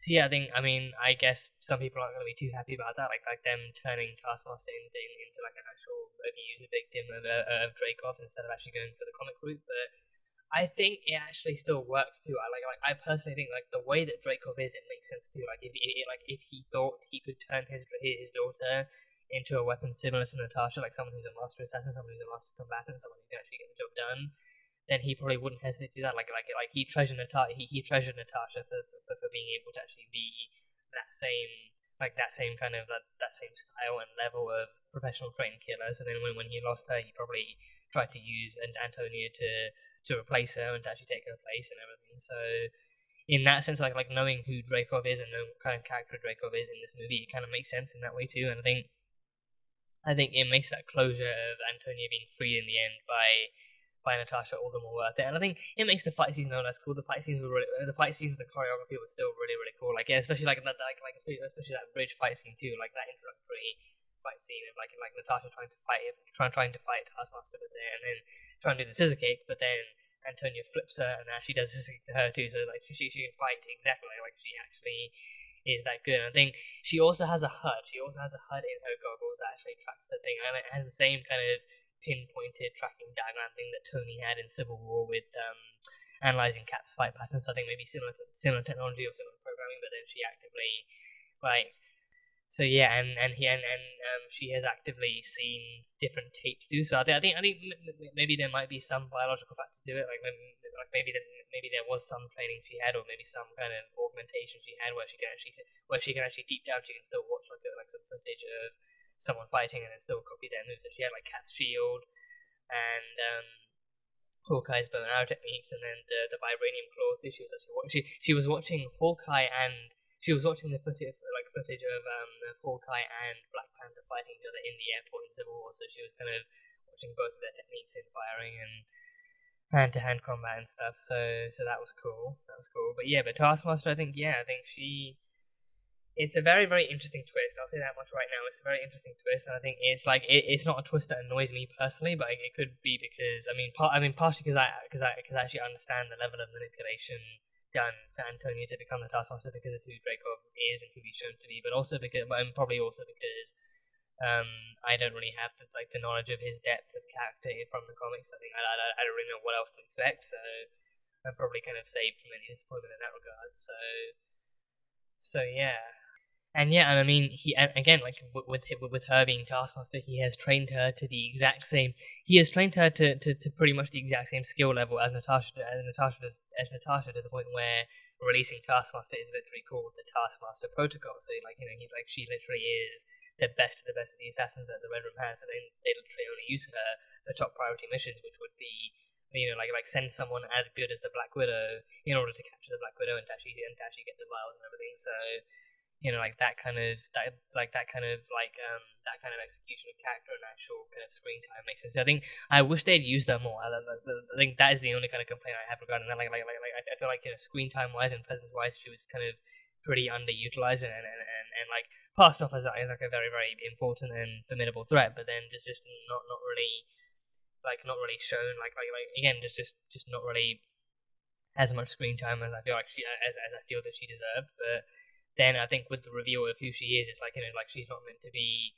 She's meant to be someone who's controlled. Like she literally only comes out when Dreykov decides to actually send her out and to not waste time having her scour the globe in that way. But when it's necessary, then bring her in and actually show her doing her thing and everything. So yeah. But I think if we had seen more of her, then then that would have been cooler. But yeah, I think again that's meant to actually tie into the actual kind of story here. Because then if they show her off, it's too much of a thing. Because I think I feel like it maybe kind of worked for Bucky as the Winter Soldier, maybe like he was controlled too. So but with him though, I think the Winter Soldier is inherently meant to be a villain created for that purpose. I think Taskmaster maybe wasn't used as much. Like the Winter Soldier was actually the primary assassin that Hydra had. I think they made more, but then they put them on cryo. But then Bucky as the Winter Soldier was the primary one they had, and he had the metal arm for that reason. They gave him those augmentations, and then he was used a lot more in a way that made sense. But with this one, with Taskmaster, Antonia doesn't want any of this, and she's still semi-conscious. But then she has the programming that actually makes her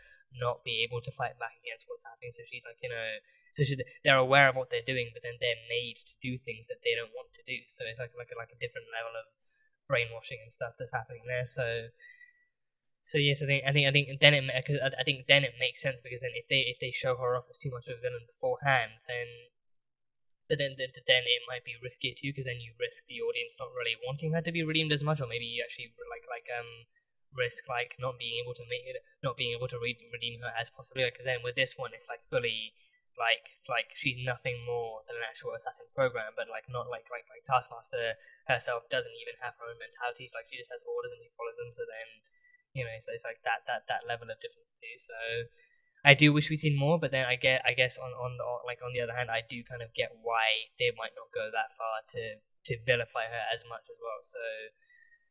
So yeah, and then yeah, we had the gas too. We had the gas from Melina, and like the kind of deeper part of the Red Room, where like the kind of counter agent that would release the widows from their mind control, the counter agent that would actually release and Yelena was on them too, like to open up with Yelena was actually as subservient and as kind of as controlled as the others were, but then with the releasing agent, then that then counteracts her previous programming and her previous augmentations, and then she comes through fully, and then she realizes what she's done too. She realizes that she's actually attacked like another former widow, and then she discovers that new mission of actually making sure like these things released her, these vials released her from the KGB and Dracov's grip, so then she has to make sure to get it out of there and to actually make sure to get it to someone that she can trust, and get it to someone that she knows is capable of going where she wants to go with this mission. So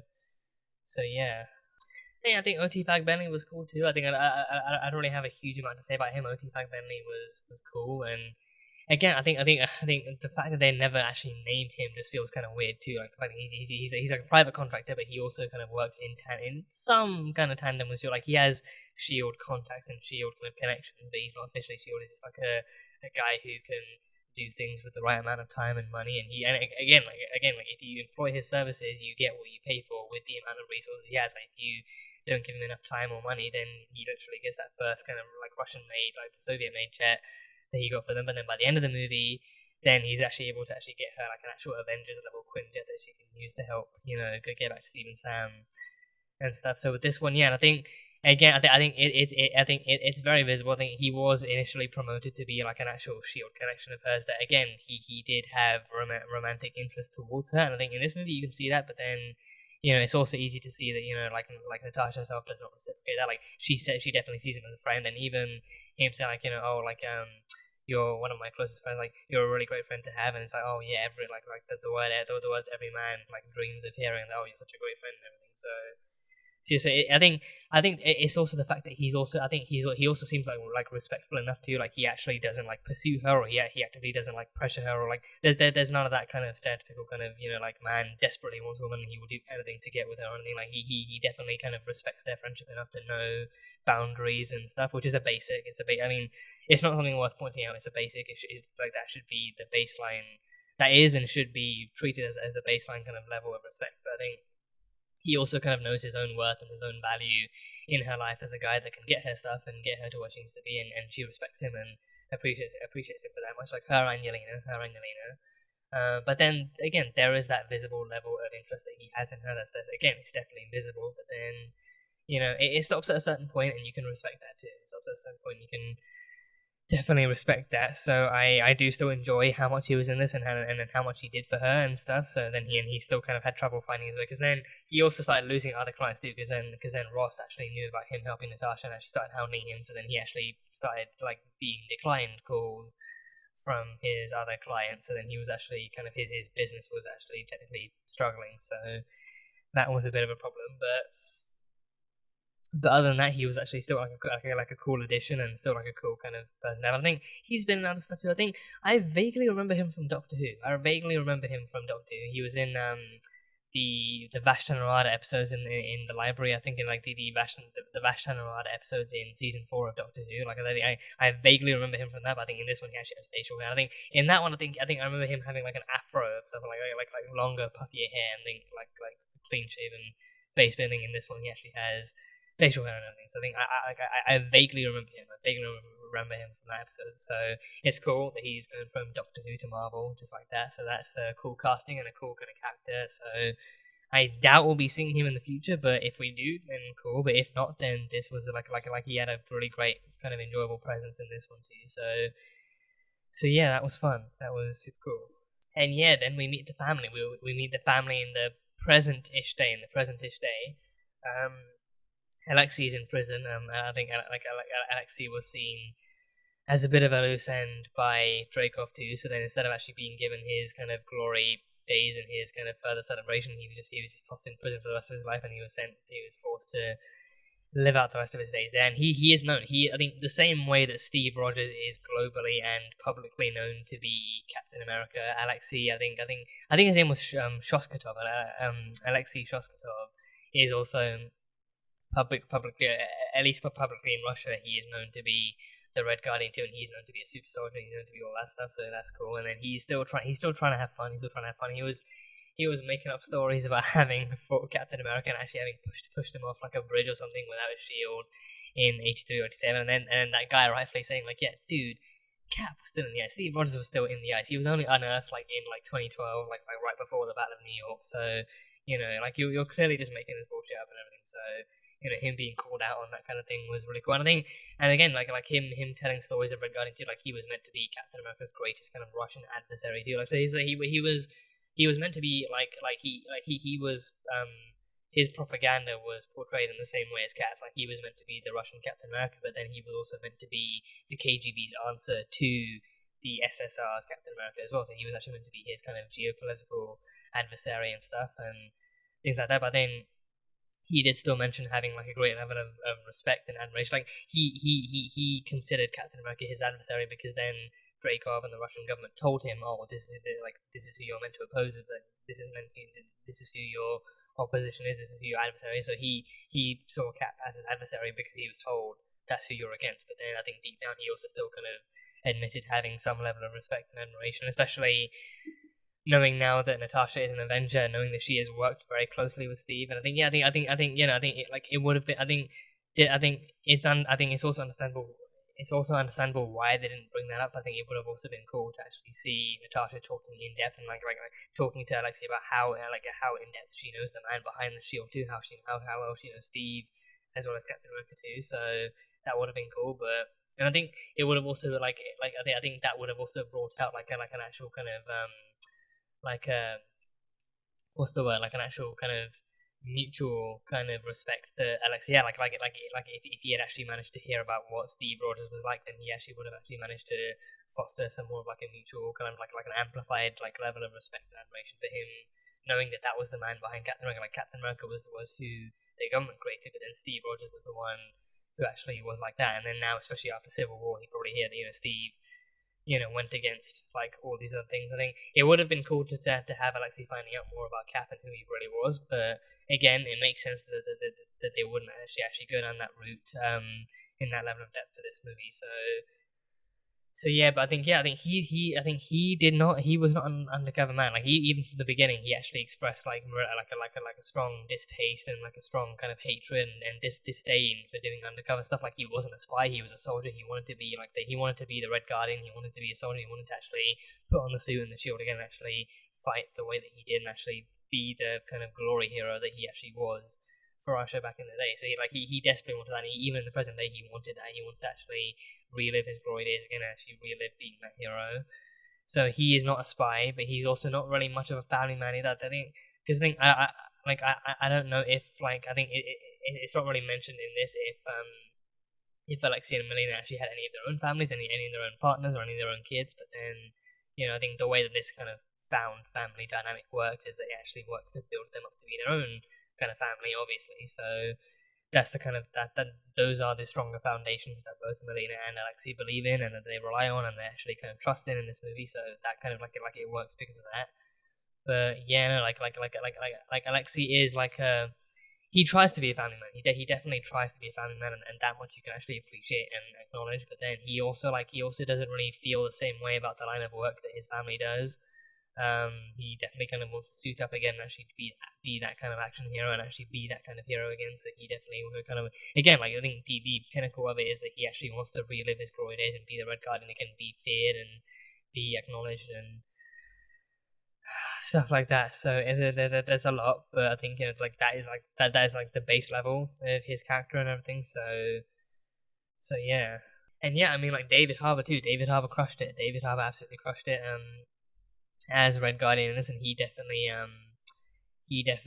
like, and I think it's undeniable to see that because of how well he plays father figures on Stranger Things. That is exactly that is at least mostly what attracted Marvel to his his acting ability, like the fact that they need someone to play a father figure, but not like an actual father, and like someone who can actually extend their kind of range to actually being like this kind of glorified action hero, and so someone who wants to relive his glory days as a Red Guardian, actually being that kind of person again. So David like just absolutely crushed it. He was super enjoyable as Alexei and as Red Guardian too, and especially like him.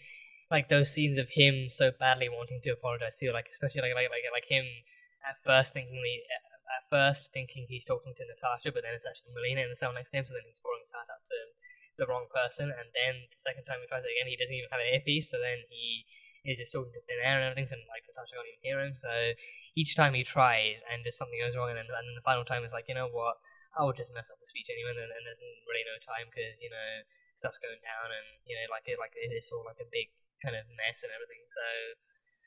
So yes, I really wish we could have still got that scene, but then I think he still tries. I think the message in the film is that he still tries, and he's still proud of his daughters for who they've become and for how far they've come in spite of their challenges and their barriers and everything. So he definitely is like an enjoyable character in that sense. So again, David crushed it, the writers crushed it. So yeah, it works out really well. So yeah. And then Melina, we have Melina Vostokov, I believe her name is Melina, and she's very different. I think even in the present day, she is still kind of working with Dreykov and working to train the new widows, and she's still she's the architect of the whole mind control thing too. She's actually testing it and training it on pigs, and that scene with the pig too, like her actually stopping the pig breathing for like a full 30 seconds, like 20, 30 seconds and everything, and then she let the pig breathe finally. So then I think even the way she explains that too, like it's the fact that you actually make them want to do these things and make them unable to actually care. So it's like it's like it's like mind control in the sense that like maybe you make them know that you can punish them if they don't obey you, but also like actually making them not to want to counteract the actions themselves, but also making them unable to, because then it's like it's not like the other would actually like manage to push her hand away before she burst by herself, but then she actually did it against her own accord. So Melina is the one that knows exactly how that kind of technique works, but then she also has access to the vials, and she even knows about the pheromonal lock thing. So she is, and then she's a mother figure who feels guilty about how fake it all was and how unreal it all was, at least to her and Natasha. And she's the one who kind of feels guilty about like about like everything that's gone down in the Red Room since then, and the existence of the Red Room in general. So she is kind of semi-exiled to her own kind of remote farm with a giant fucking sniper rifle. Like that sniper rifle was so big, and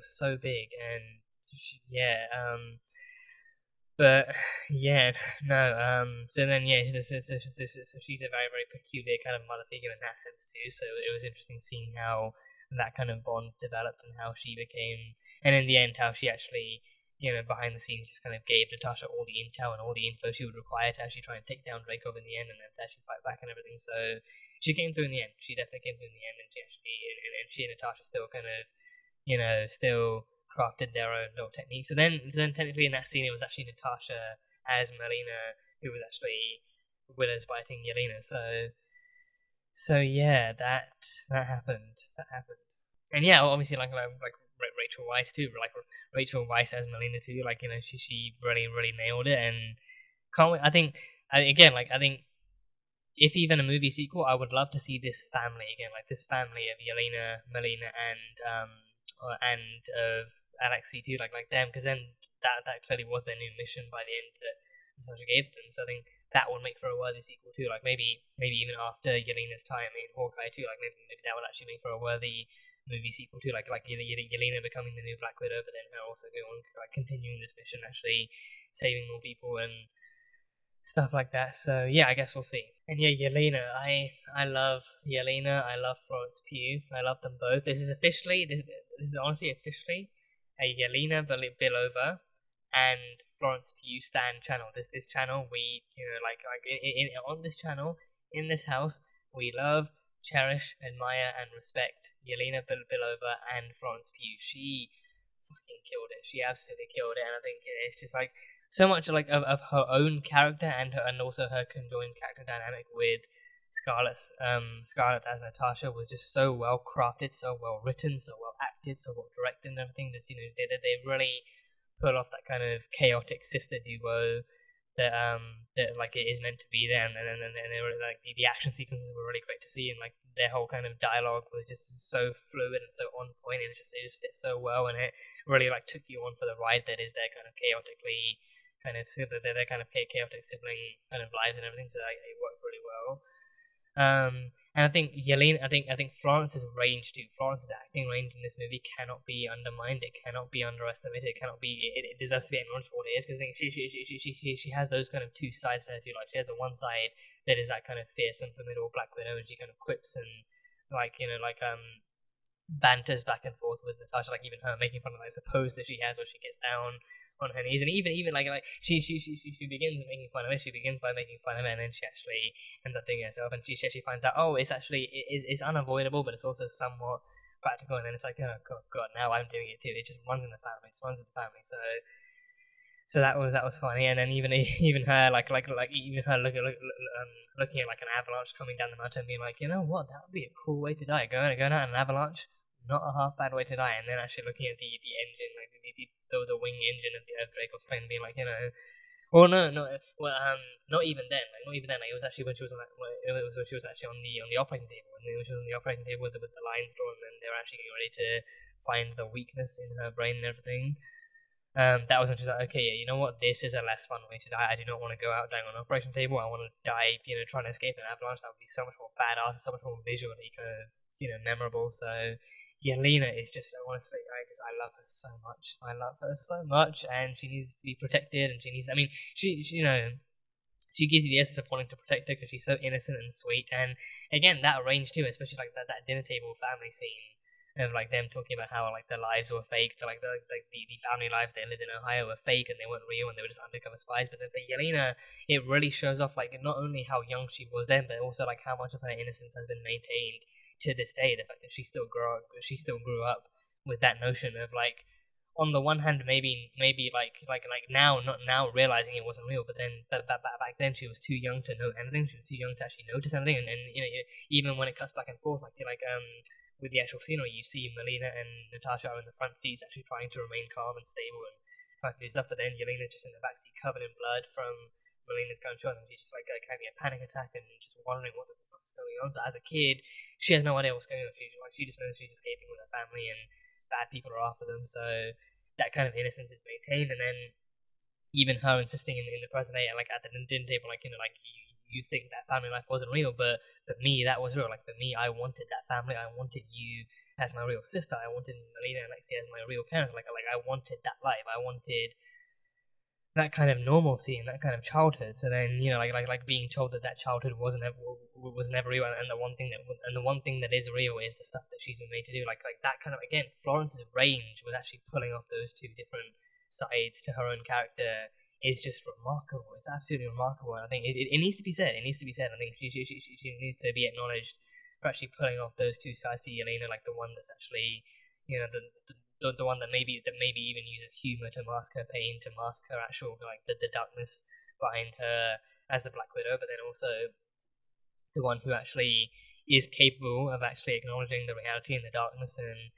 then and also not acknowledging what was done to her too with the involuntary hysterectomy, so actually acknowledging the torture and the pain that she went through, and everything. Like Yelena is just incredible. She is incredible, and Florence is a big part of the reason why. Florence is a huge part of the reason why. And I think especially if you watch like behind the scenes stuff, then you can probably even see that it's a big part of like the dynamic between Scarlett and Florence themselves. Like they get along so well, and especially it works when the actors themselves have such great, believable, and fluid chemistry that they actually work together as characters just as well, and it's just as believable. So it really works. It really, really fucking works. And I think I just hats off to Florence Pugh, and also for Scarlett for actually making that relationship work, and for making it believable, and for making us kind of strive to find them in their true happiness. And then even in the end, that post-credit scene, you know, like Yelena having to actually visibly and physically acknowledge once again that her sister is gone and that she's never going to whistle back. It hurts, and it hurts Yelena just as much as it hurts any of us. So yeah, Florence is incredible. Florence Pugh is an incredible actress. She's incredible. And yeah, I think Yelena had the jacket too. Yelena had the Infinity War jacket. And I think the jacket. I didn't immediately recognize it in this movie. I didn't recognize. I think in most of the scenes where she acknowledged her jacket, I couldn't really tell it was actually the same jacket with the color or the design. Like the way she described it, it's like a big, like it's a really comfy small jacket, but it has so many pockets and it has so many different things. And I was like, oh, okay, that's a cool jacket. But then it's not until the end. Especially, it's not until the end, the very end, where Natasha's wearing it when she actually dyed her hair and she's actively cut her hair too. She actually changes her disguise to what we see in Infinity War. It's not until then I realize, oh shit, that's the same jacket. So Yelena literally gives her the jacket that she actually fights with in Infinity War. So you're like, Yelena was the original wearer of that jacket, and then she actually passed it down to Natasha too. So that's where that jacket comes from. And then they all pretty much had the same kind of, like, near enough the same kind of, like, white suits and everything. So then Natasha and Yelena was wearing it over the white suit and everything. So that jacket is cool. Like a jacket with loads of pockets is just ideal. It's just really, really ideal. So like it works. It definitely works for, like, primarily for that reason, but also it's like a super short sleeve jacket that works, and if you can wear anything under it, and then, you know, good for combat, and maybe even for some kind of funky kind of casual wear too. So it works. So yeah. And arguably, what is yet another emotionally heart-wrenching scene is that fight. I mean, the choreography of the fight scene with Natasha and the widows in Dreykov's office was so cool, so well done. Like her just about managing to handle multiple widows at the same time, but then in the end still being subdued, and them just like some of them just standing around in a circle and watching as Natasha gets the crap kicked out of her. But then Yelena comes in with the vials wrapped around the explosive and actually kind of unleashes a mist of freedom. Like, you know, it literally, like I did in the reaction, it literally makes you want to tell them, you know, that's it, go ahead, girls, that's the smell of freedom. You now have free will, you're no longer controlled, you can fight whoever you want for whatever reason you want, so you now have that power. And then it's even more beautiful with Natasha actually looking at them and saying, like, you know, now you're free, no one's controlling you anymore, you're not under anyone's control anymore, no one's controlling you, not even Dreykov, so now you are really free and you can go and do whatever you want. Even at the very end too, like when they all come out of the jail after it lands too, like her telling them like now, you know, you can go and be whoever you want, you can do whatever you want, you know, you can be good, you're free, no one can, you know, control your lives anymore. So that kind of thing is so cathartic for Natasha, and even as audience members, I feel like we can still kind of, you know, we can still feel some semblance of actual freedom and the catharsis for her. Like her after everything that she's been through, she like her finally being able to actually release the girls from the same curse that she befell all those years ago and everything, and actually allowing them the same freedom that she was allowed that freedom once she joined Shield, because then she could actually do what she wanted and actually try and do something good and try and do something better, and then she became an Avenger. So then she's offering that same level and that same kind of baseline concept of freedom to the girls. I mean, like, and if you want to use your skill sets for better, like I did, go ahead. But if you don't, if you just want to be you, then by all means, you know, that mist is the key. That gas is the key. So go ahead and be who you want to be and stuff. And freeing those girls from like the mental and physical prison of the Red Room is just such a beautiful thing. It's just such a beautiful notion. It's such a beautiful ending for them to like she doesn't have to kill any of them, she doesn't have to take down any of them. Just literally, I think,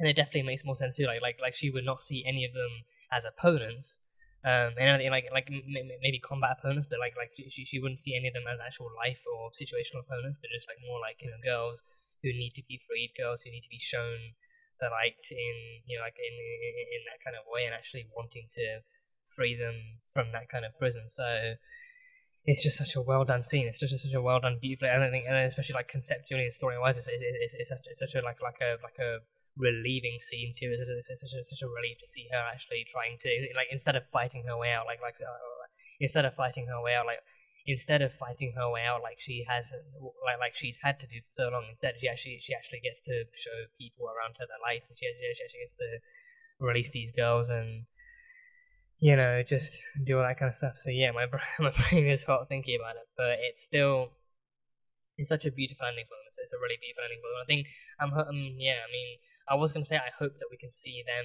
working with Yelena to free the others, but then that's also up to them. Like if they want to stick on and help free other girls, then that's their choice. If they want to go back to their lives or try and find new ones, then that's also their choice. So yeah. But speaking of the other widows, Natasha did, like as we've seen in Winter Soldier, and as we've seen in Winter Soldier, like Natasha does kind of find it handy to make backups of data and to actually kind of, keep those kind of copies around. So then she actually did copied the files of all the widow kind of sleeper agents around the world onto the drive and then handed it to Yelena and said, you know what, this is your mission now. You need to go and find those girls and free them the same way that we've been freed, and actually, hopefully work with Alexei and Melina to free them and show them the better way, and then shut down the Red Room forever. This is the official end of the Red Room. She's freed Antonia. She's freed the widow agents that were directly in the Red Room. So now the ones that have actually been sent out into the world to await further instructions. Now you've got to go free them too. So it's a beautiful ending. It is a beautiful ending to the Red Room and to the actual kind of horror that Melina and Natasha and Yelena all kind of equally face and everything. So it's a really beautiful ending for them to give them too. So yeah. And yeah, thank you to Kate Shortland. Kate Shortland, the magnificent and astonishing director of this movie. She made something incredible. She made something very, very incredible. And I think it definitely gives me the same vibes as the Winter Soldier with what the Russos did with Cap and Natasha too. Like actually humanizing them a bit more, showing them in all these different tense and dramatic kind of environments where their whole world has been turned upside down or actually returned. Like in Cap's case, Hydra did come back even after he thought he defeated them. So for him, that was like his own kind of nightmare coming back to haunt him. But with Natasha, this is a lot more personal. She was actively kind of, put through a mental and physical hellhole by these people. So then for her, this is the most cathartic movie and the most cathartic journey and destination she can ever reach. And then after that, she can move forward knowing that the red has been complete. Because something, technically then, part of her ledger was already released. Part of her ledger had already been shed of black. As she saved Dreykov's daughter. She saved Dreykov's daughter. So then, the even bigger cleansing of the ledger was done on Vormir, but then technically by then she'd already done some good, and even then the kind of pretty solid theories about her having run an orphanage for orphan children from the blip, like that would have been a great, because then compared to the children's hospital too, then comparing that to the children's hospital too, then that would be red in her ledger, cleared by her now actively taking care of kids under her own wing and actually being a mother to them. And stuff. So she had done plenty. By Endgame, by the time she got to Vormir, she had already done plenty to redeem herself and to actually do what she needed to do to redeem, to not only clean her ledger, but also to actually be the hero she always wanted to be and be the hero she believed she could be. So then by that time, I feel like I think it's pretty fair to say that like jumping off of Vormir and sacrificing her life was was just extra icing on the cake, but then by that time she had already done so much good. She had already really done so much good. So would it really have been so bad for Clint to jump off instead? Would it really have been necessary for Natasha to give her life? I guess we'll never know. But either way, this movie showed that Natasha Romanoff is a goddamn hero, and Kate Shortland made sure that audiences knew that, and Kate Shortland executed a story where Natasha herself is actively kind of thrust back into her past, only to re-emerge a new phoenix out of the ashes and everything, and then she actually becomes the Natasha we see in Civil War, in Infinity War. So yeah, it was so cool. It's so good. So thank you, and an amazing hats off, an amazing bow and a round of applause and everything to Kate Shortland for pulling this movie off the way that she did. A huge hats off to her.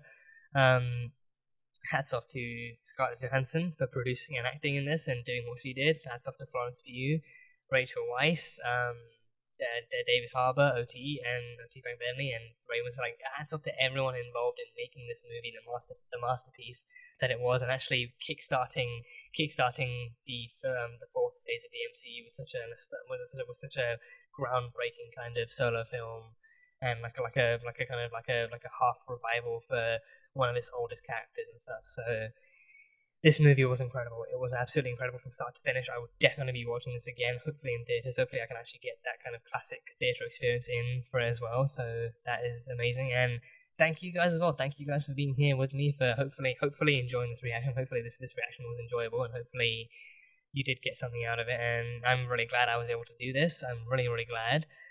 And yeah, let me know what your thoughts are, how you feel about this, how you feel now that we actually have an official Black Widow solo movie to call a movie, and how you feel if you feel like this film itself warrants a sequel, if you'd like to see more that could spawn from this, or if you want to see more that wasn't explored in this, if you want to see more of Yelena. I mean, who doesn't want to see more of Yelena? But still, you get my point. If you have any thoughts, whatever your thoughts are, feel free to share them. And I mean, you can make them spoiler. I think I'm fair to say you can probably make them spoilers. I think if you're watching this video, then you must have seen the movie already. So fair enough. You can absolutely leave spoiler comments too. So yeah, but it's incredible. It was an incredible experience, and I can't wait to re-experience it in a much more kind of relaxed and fresh, and a much more relaxed and calm kind of tone. So that will be awesome.